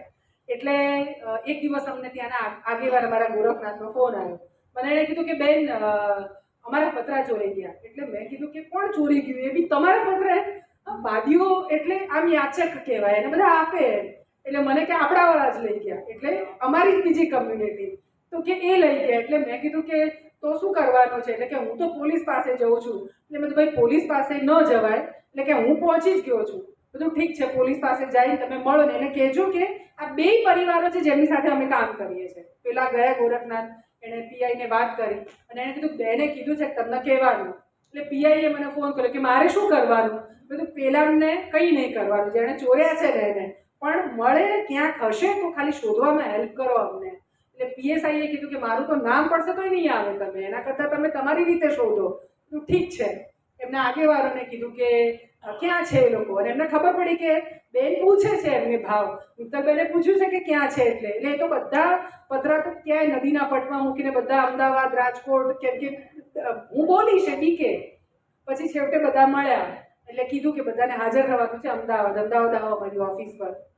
આવે બધા ઓફિસ પર થથરે, એમના બાળકો, બહેનો, આ બધા જ સાથે. એમને થયું કે હવે પોલીસને બોલાવશે અને અમને સોંપી દેશે પોલીસને. એ આવ્યા એટલે અમારા કાર્યકરને પહેલાં મેં બધું પૂછે મેં ખાધું છે કે નહીં એમ. એટલે એમણે નહોતું જ ઓફકોર્સ, એટલે જમાડ્યા બધાને. એટલે થોડાક આમ પેલું કે ને હેઠીને બેસે એનો જીવ એમ. અને પછી બધાને બોલાય. પછી મેં પૂછ્યું કે પતરા કેમ ચોરવા પડ્યા. અને એણે જે એક વાક્ય કીધું, એકે કીધું કે બેન ટાઢે ફરતા હતા છોકરાઓ અને કશું હતું નહીં, મેણ્યું ને બધું, અને એમ થતું હતું કે આના કરતાં કાયમી સોલ્યુશન આવે ને આના વાદીઓ ઘરમાં હતા નહીં એટલે ખોલીને અમે લઈને લઈ લીધા. પણ મેં તો 3 જ લીધા છે. બાજુવાળાએ એણે કીધું કે મને પણ એવું જ હતું અને પણ મારી પાસે બીજા 2 હતા એટલે મેં 2 જ લીધા છે એમ. સો લાઈક એવરીબડી એક પછી એક જેટલા પણ છે એમ કરીને 15 પતરાનો હિસાબ એમણે આપી દીધો. પેલા ગોરખનાથને હતું કે ભાઈ ના આમની સજા થવી જોઈએ, પણ આખી ચીજ જે રીતે કરી કે તમે એ પતરા એમને પાછા આપો, તમને જોઈએ છે તો બીજા પતરા અમે તમને આપીશું. મેં એને એવું નહીં કીધું કે આવું કેમ કર્યું, આ ન કરવું જોઈએ, કશું જ નહીં. મેં કીધું કે આ ન કરીએ, તમે એમના પાછા આપજો, અમે તમને આપી દઈશું એમ. અને પછી એક હતા કાકા, આઈ થિંક 50-60 વર્ષના હશે, એ એટલું બધું રડ્યા એકદમ. અને પછી એણે કીધું કે બેન આજથી મેં જળ મૂક્યું કે કોઈની જગ્યાએ 7 સોનાની વસ્તુ પડી હશે ને તો એ હું નહીં લઉં એમ. હું જરૂર પડશે તો તમે કીધું એ પ્રમાણે માંગીને લઈશ. મેં તમને ફોન અમે કરી શક્યા હોત તો તમે અમને ના પાડે તેમ, પણ આ એક અમારાથી ખોટું થઈ ગયું. એ રીતના આ આખી જે પેલી કહેવાય ને કે ભાષા, માણસ તમારી પાસે આવે છે, આપણી ઓરા દરેક વ્યક્તિની જે પેલી કહેવાય કે એક એવી પવિત્ર ઓરા બને કે કોઈ પણ વ્યક્તિ આપણી પાસે આવીને નિર્મળ મને પોતાની દરેક વાત આપણી પાસે કરી શકે એમ. અને મને એવું લાગે છે કે કદાચ એ સૌથી મોટી ઉપલબ્ધિ છે જો આપણે આ કરી શકીએ તો એમ. અને અસંખ્ય આવા અનેક ઉદાહરણ, ઇવન ત્યાં સુધી કે પેલા માંસ ખાવાવાળા કમ્યુનિટીઝ એ બધા તો એવા કેટલાય કે એમનું રૂટીન હતું કે મચ્છી, માંસ, મટન તો અમે ખાઈએ બેને. હું એમને એવું ન કહું કે કેમ કે હું નથી ખાતી, તમે ખાઓ ન ખાઓ એની મને શું અધિકાર કે હું તમને કંઈક કહું એમ. પણ હું એટલું કહું કે મને એવું થાય છે કે કોઈને આપણે જીવાડવા માટેની શક્તિ આપણને નથી આપી ભગવાને, કે આપણે કોઈને અમૃત પાઈએ તો પેલું મરેલું જીવતું થઈ જાય. તો મને એમ થાય કે કોઈને મારવાનું આપણે કેમ કરી શકીએ. સામાન્ય આ ચીજ એવા કેટલાય માણસો છે કે જેમણે, ઇવન મુસ્લિમ આ વિચરતી જાતિઓમાં હિન્દુ અને મુસ્લિમ 2 કમ્યુનિટી છે, તો એવા કેટલાય છે કે જેમણે બકરી ઈદ હોય પણ એ લોકો એમ કહે છે કે બેન અમે મીઠા પેલા નિવેદ કરીએ ને એના જેવું, અમે માંસાહારને આ બધું સદંતર બંધ કરી દીધું છે. એટલે કશું જ્ઞાન આપવાની જે વાત હોય ને, આપણે બધા હંમેશા એવું કરતા હોઈએ કે ભાઈ કોઈ પણને બરાબર નથી લાગતું એટલે તરત જ કહીએ કે તમારે આવું કરવું જોઈએ, તમારે તેવું કરવું જોઈએ. એને બધી જ ખબર પડે છે કે શું કરવું જોઈએ. પ્રોબ્લેમ એ છે કે એની પાસે સંસાધન નથી, એની પાસે એ વસ્તુઓ નથી કે એને લઈને એ સમજી શકે.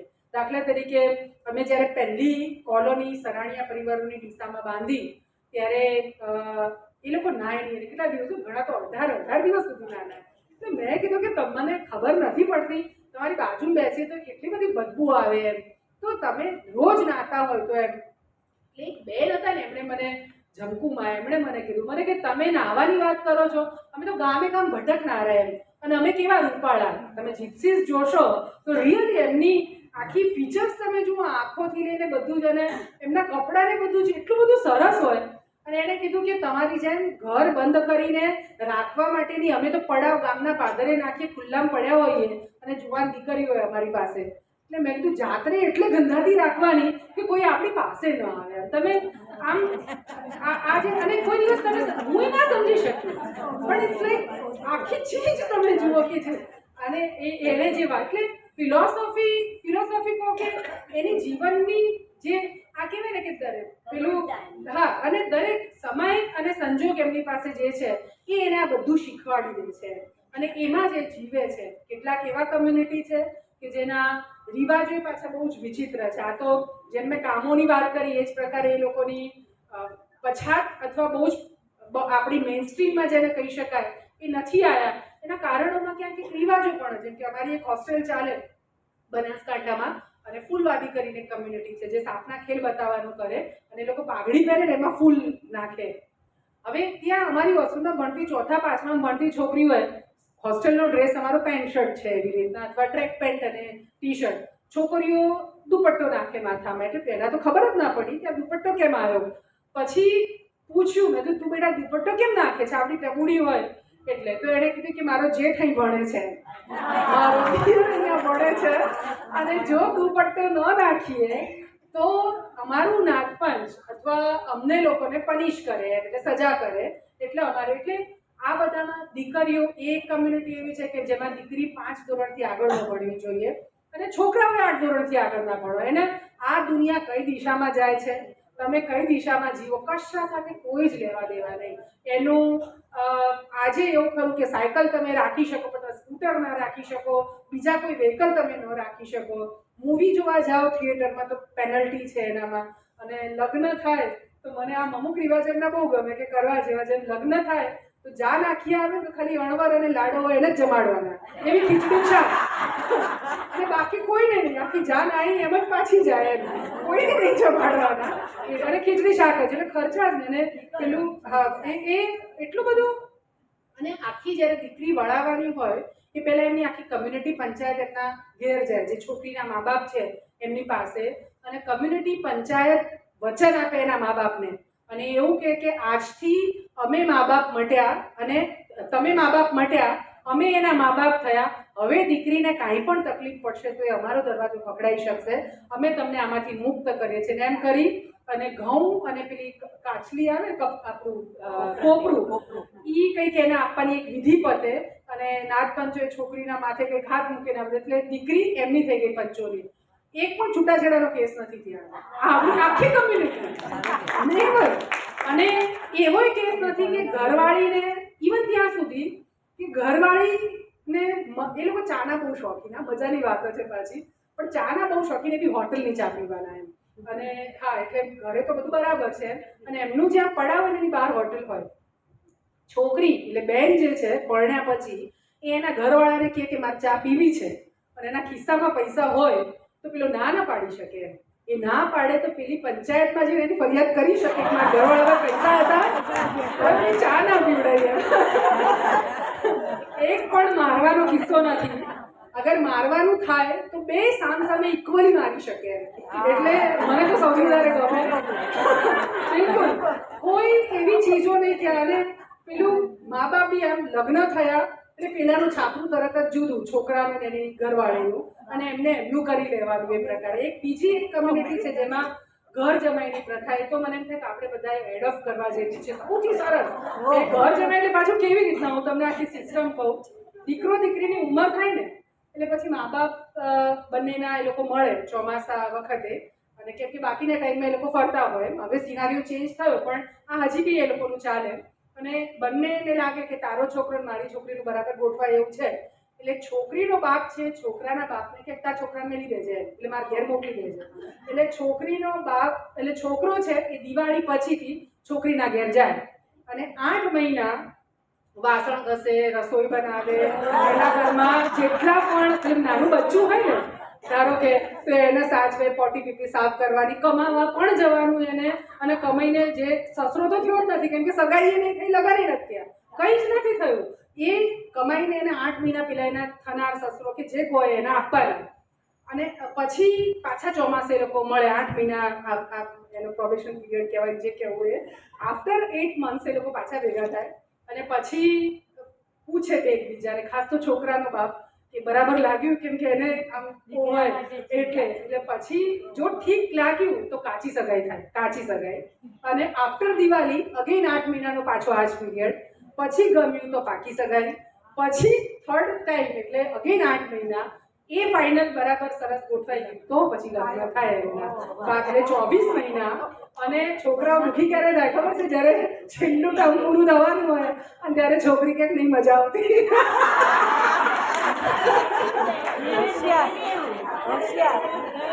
હા લિવિંગ પણ ના, એમાં મેં પૂછ્યું, મેં કીધું કે આ તમારી આ સોચ ક્યાંથી આવી, આ તમે આવું આ કેવી રીતે? એટલે એમણે કીધું કે સી અમે એ કેવી શરત, આપણે અભણ લાગે એમનામાં એક છોકરો ગ્રેજ્યુએટ નથી આખી કમ્યુનિટીમાં.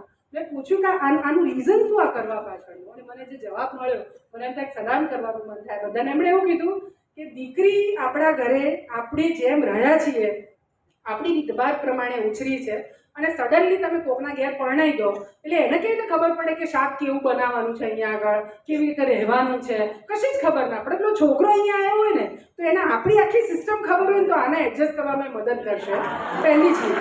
સેકન્ડ એવું કીધું કે એ તો ખબર પડવી જોઈએ કે કમાય છે કે નહીં કમાતો. એ તો કે ભાઈ હું તો 10,000 મહિને કમાઈ લઉં છું, પણ જોયું કોણે? તો ભલે એ લોકો ભીખ માંગ્યો પણ એમ કે ભીખ માંગીને કે પૈસા લાવવા પડે. તમે પૈસા કેટલા લાવે છે તો જ છોકરીને દેવાય, નહીં તો પછી મતલબ નથી એમ.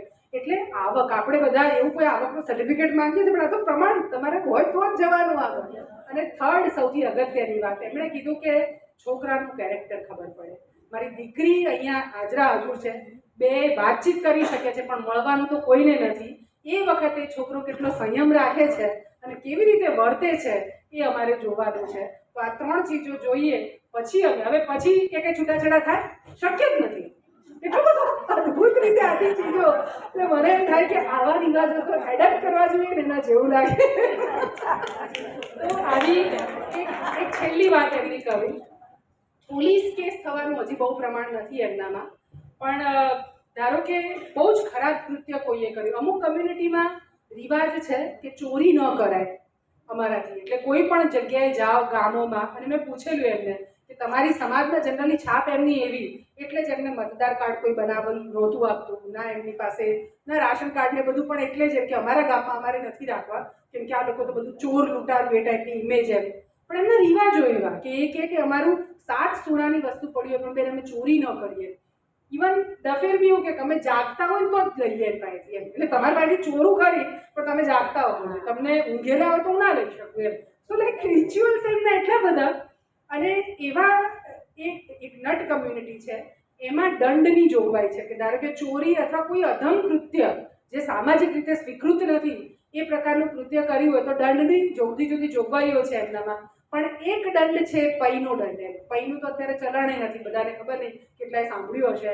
પણ એવું કહે છે કે જેને પૈનો દંડ થાય ને એ માણસ કોઈ દિવસ પછી એના ઘરની બહાર ન નીકળે. એટલે તારી કિંમત પૈની એ નથી એમ. આવી આખી વાત એટલી ઇન્ટરેસ્ટિંગ આખી કમ્યુનિટી છે. મેં સરનામા વિનાના માનવીઓ અને પણ સુખ નથી આવતું એવા 2 પુસ્તકો લખ્યા છે, જેમાં આ જ બધા એક્સપિરિયન્સ અને આ જર્ની આપી કે કેમ આ કરવું પડ્યું અને શું કામ કરવું જોઈએ, હું કેમ આમાં આવી એ વાત એમાં લખી છે. ગુજરાતી અને ઇંગ્લિશ બંનેમાં એ ચોપડી છે. અમદાવાદમાંથી નવજીવને એને પબ્લિશ કરી છે. હું લાવી નહીં શકીએ અહીંયા આગળ, પણ ધારો કે તમને કોઈને ઇન્ટરેસ્ટ હોય તો હું ત્યાંથી બિલકુલ લઈ થઈ શકે.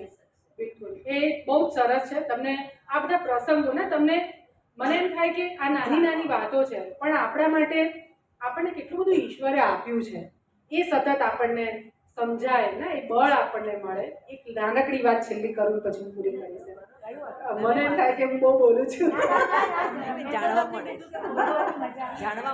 એક ચોમાસું 2015નું, અને કેવી પરિસ્થિતિ હોય છે ને, છાપરામાં રહેવું, ઘર ન હોવું, આ બધાની વાતોમાં. બોજવા એટલે વિરમગામ પાસેનું એક ગામ છે, અહીંથી અમદાવાદથી લગભગ 55-60 કિલોમીટરના અંતરે. અને જનરલી એમના જે પડાવો હોય ગામથી દૂર સીમમાં હોય, અને સીમમાં એમનો પડાવ હતો. ચોમાસું એટલે સામાન્ય રીતે તમે ચોમાસામાં જાઓ તો એમના છાપરાની અંદરથી પાણી જતા હોય.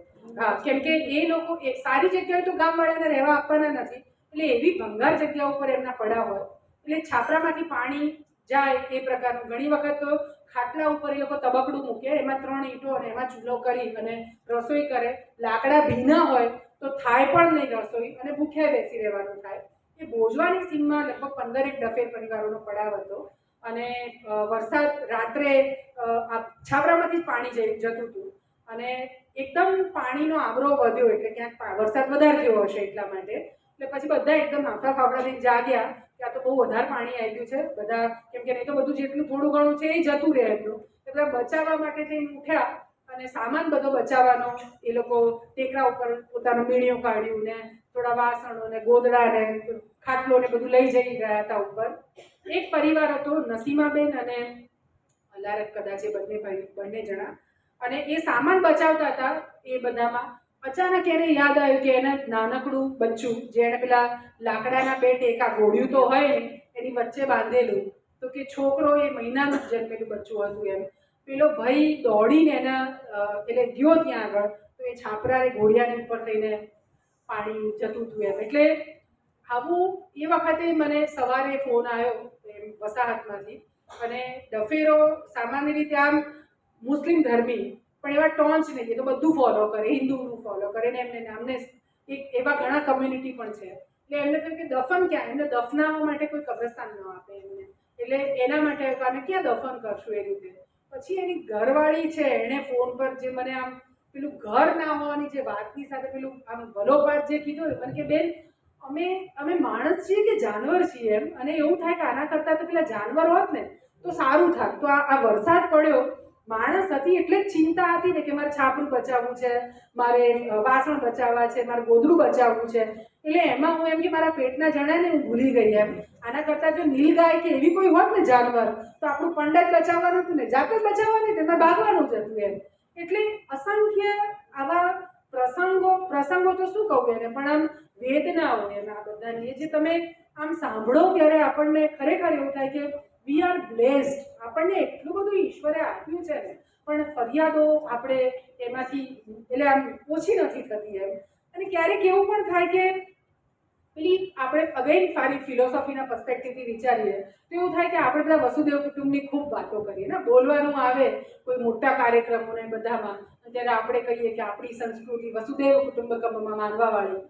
પણ એવું થાય કે વસુદેવ કુટુંબકમમાં આપણે માનીએ તો એ કુટુંબનો હિસ્સો આ લોકો કેમ નથી એમ, શું કામ આપણને એની ચિંતા નથી થતી. જ્યારે મતદાર કાર્ડ કે રાશન કાર્ડ, ઇવન આજે પ્લોટ આપવાની વાત કરીએ ને ત્યારે ગામ લોકો ભલે 10 જ પરિવારો હોય, અમે એમને કહીએ કે 10 પરિવારોને રહેવા માટે તમે તમારા ગામમાં જગ્યા પડી છે, એ લોકો 20 વર્ષથી અહીં છાપરા નાખીને રહે છે, તમે કાયમી જગ્યા આપો ને, તો ગામ ના પાડી દે કે અમારા ગામના નથી, તમારે જ્યાં નાખવા હોય ત્યાં નાખો એમ. એવી રીતે એટલે એમ થાય કે તો ક્યાં ના એ. એટલે એ રીતે ક્યારેક એવું લાગે કે આપણે બહુ દંભી સમાજ છીએ, બે ચહેરાવાળા, આમ જુદું બોલીએ છીએ અને આમ આપણે બહુ જુદા છીએ એ રીતે. એટલે અને આ દંભ આપણે આપણી પછીની જનરેશન એટલે બાળકોને પણ શીખવીએ છીએ કેટલું કરવાનું કેટલું નહીં કરવાનું, એટલી જ ચીજો એમ. એટલે ક્યારેક એવું થાય કે સરળ દુનિયા કેમ ન હોય જ્યાં બધા અને બહુ સાદી વાત છે. આ સાયક્લોન આવ્યું અત્યારે સૌરાષ્ટ્રમાં અને કચ્છમાં, ત્યારે મને એક પોલિટિકલ પાર્ટીના એક ભાઈ અલ્પેશભાઈ એમનો ફોન આવ્યો મને કે બેન છાપરાવાળાનું અમે રિહેબ, કેમ કે ડર હતો કે છાપરાઓને કાચા ઘરોમાં રહે છે, એ લોકોનું બધું ઉડી જશે ને એ લોકોને જાનમાલને નુકસાન થશે. સરકાર બહુ એક્ટિવ રહી આ વખતે, એ લોકો બધાને શેલ્ટર હોમમાં વ્યવસ્થિત રીતે લઈ ગયા. તો એણે કીધું કે મેં આ 3-4 જિલ્લાઓમાં મેં જોયું કે એટલા બધા માણસો છે જ નહીં કે જેનું આપણે કરી ન શકીએ એમ. સિરિયસલી એટલા માણસો નથી. જો એક દ્રઢ નિશ્ચય થાય કે મારે આ દરેક વ્યક્તિને ઘરવાળા કરવા છે, વડાપ્રધાને તો સ્વપ્ન જોયું હોય, અત્યારે મેન્ડેટરી બહુ બધી જગ્યાએ પ્લોટ આપવાનું ને બધું કરી રહ્યા છે, પણ ક્યાં કે સેન્સિટિવિટી અધિકારી, ક્યાં કે સેન્સિટિવિટી સમાજ તરીકે આપણી એ નથી. એટલે જે પરિણામ આપણને દેખાય, કેટલું પ્લોટ મેળવવા માટે તમારે 10-10, 12-12 વર્ષ લાગી જાય, બુલડોઝર કોઈ પણ વસાહત ઉપર ફેરવી દેવું, એટલે માત્ર ખાલી એ ઘર ઉપર કે એન્ક્રોચમેન્ટ કર્યું છે એવું માનીને આપણે એ કરી નાખીએ, પણ એ પછીની એની વેદનાઓ એ સિટીમાં તો ખાસ મને કહે કે બેન તમને ખબર છે અમે ટોયલેટ બાથરૂમ ક્યાં જતા હશું એમ.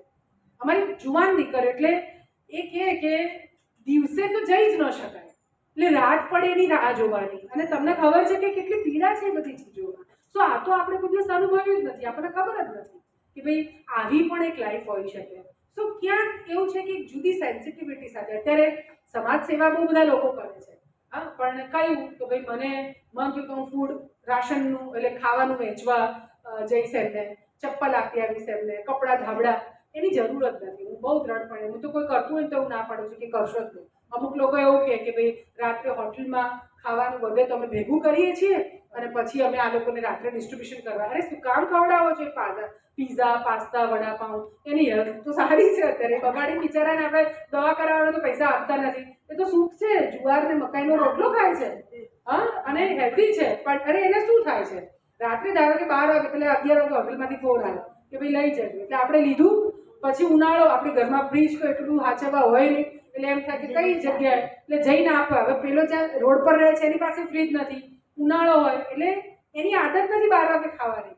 પણ અંદરથી મન છે ને, આપણી જિજ્ઞાસા, અને સારું બગડી જશે. હા, એટલે પછી પેલું 12 વાગે ઉઠીને એ ખાઈ લેશે જે એને ખાવાનું નહોતું, એ તો હવારે જ ખાવાનું હતું એમ. એટલે આપણે એની હેલ્થ સિસ્ટમ, આ બધી ચીજોને આપણે, એટલે સેવા જે કરવાની વાત આવે છે ને, હું એવું કહું છું કે માણસને ઊભા કરવામાં જો આપણે મદદરૂપ થઈ શકીએ ને, એટલે બહુ કોન્શિયસ માઇન્ડ સાથે જ્યારે કોઈ પણ જગ્યાએ તમે ચેરિટી કરો છો, જેમ હું 4 રસ્તા ઉપર ભીખ માંગતું બચ્ચું હોય, હું નેવર આજ સુધી મેં 1 રૂપિયો હું કોઈ દિવસ બચ્ચાને ના આપું. ઇવન દયા આવે ને તમને એમ થાય કે ના, મેં તો બિસ્કિટનું પેકેટ આપેલું, બિસ્કિટનું પેકેટ ના આપું. હું ખાતી હોય, બચ્ચું બાજુમાં ઊભું હોય એટલે પાણીપુરી ઓફર પણ ના કરું. અંદરથી આવું બોલું તો કોકને એમ લાગે કે આ તો કેવા કઠોર છે, પણ એટલા માટે ન આપું કે એ બાળકનું મહત્વ એના મા બાપને નહીં રહે. મહત્વ અત્યારે શું છે? આપણને કરુણા જાગી એટલે આપણે પાર્લે આપ્યું, 10 રૂપિયા આપ્યા, એટલે માં એને કોઈ નિશાન નહીં મોકલે, કેમ કે આ કરુણાથી બચ્ચું તો 500 રૂપિયા કમાઈ લાવે છે. હું શું કામ એને નિશાનમાં મોકલું? પણ એ બચ્ચું ઉપાર્જનનું કોઈ માધ્યમ તરીકે નહીં રહે અને એને નડવા માંડશે.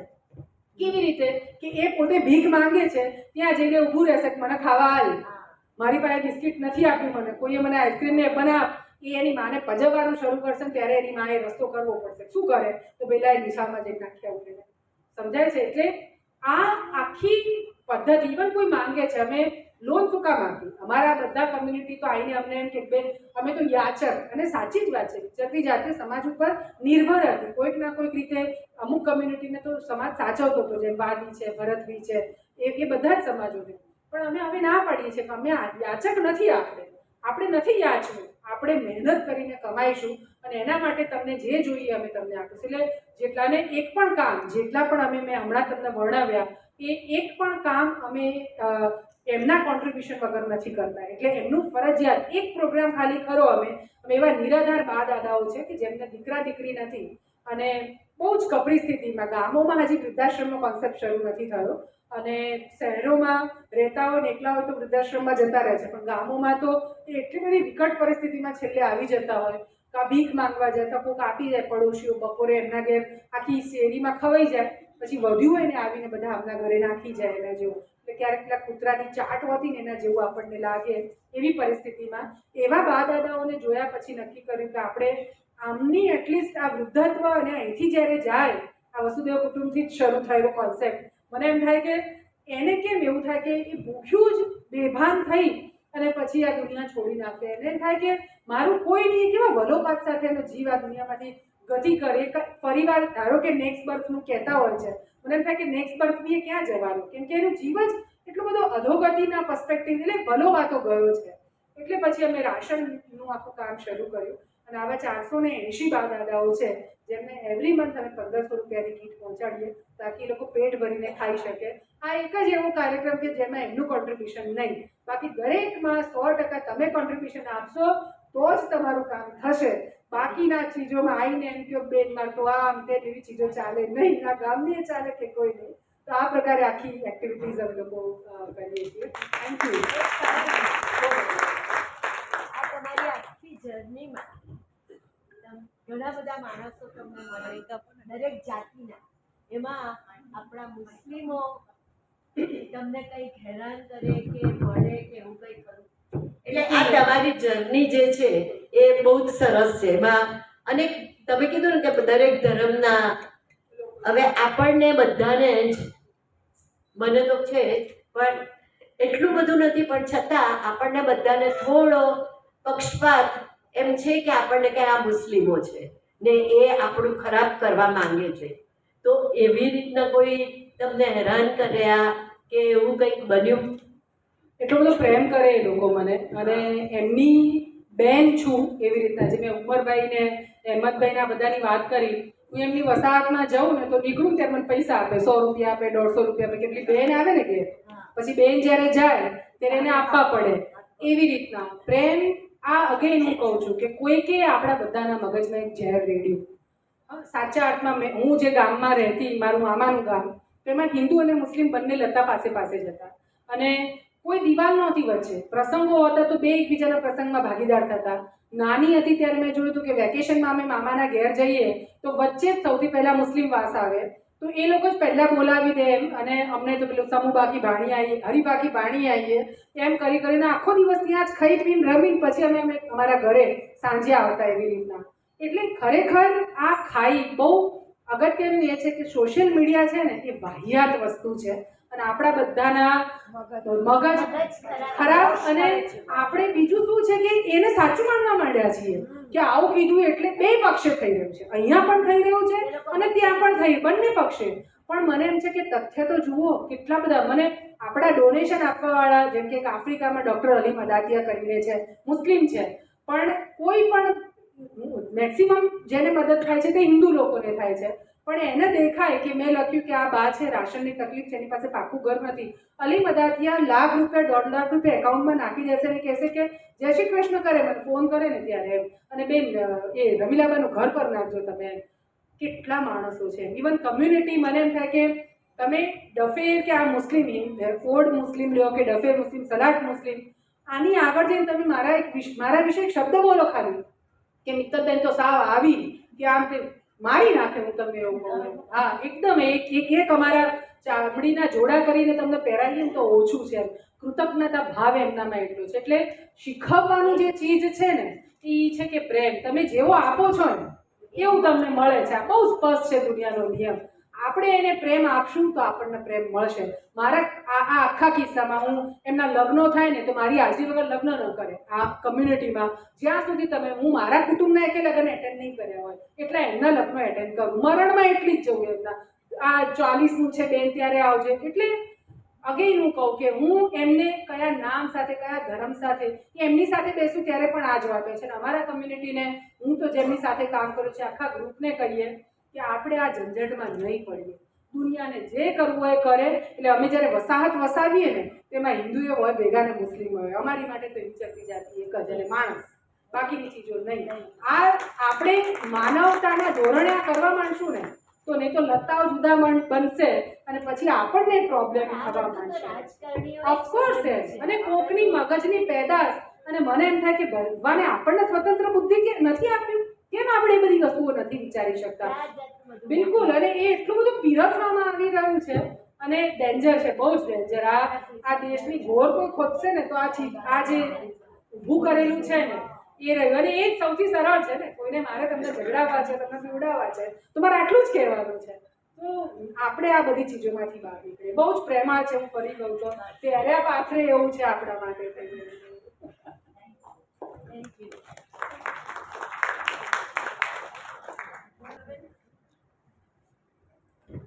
Thank you. હવે હું સીમાબેનને વિનંતી કરીશ કે મંડળ તરફથી આપણે જે ડોનેશન આપવાનું છે એ અને સોનલબેનની લખેલી ચોપડી બંને મિત્તલબેનને આપે.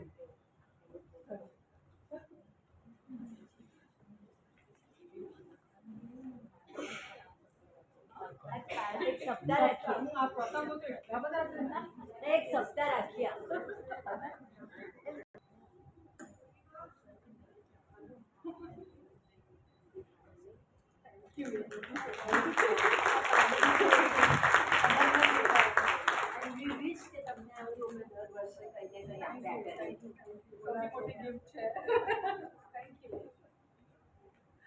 આપણે વાત કરી હતી એ પ્રમાણે એક બેનનો જન્મદિવસ 24મી આવે છે, પણ આજે એમને મન થયું કે આવો સરસ પ્રસંગ છે તો એમને ડોનેશન આપ્યું છે અરુણાબેન શેઠ.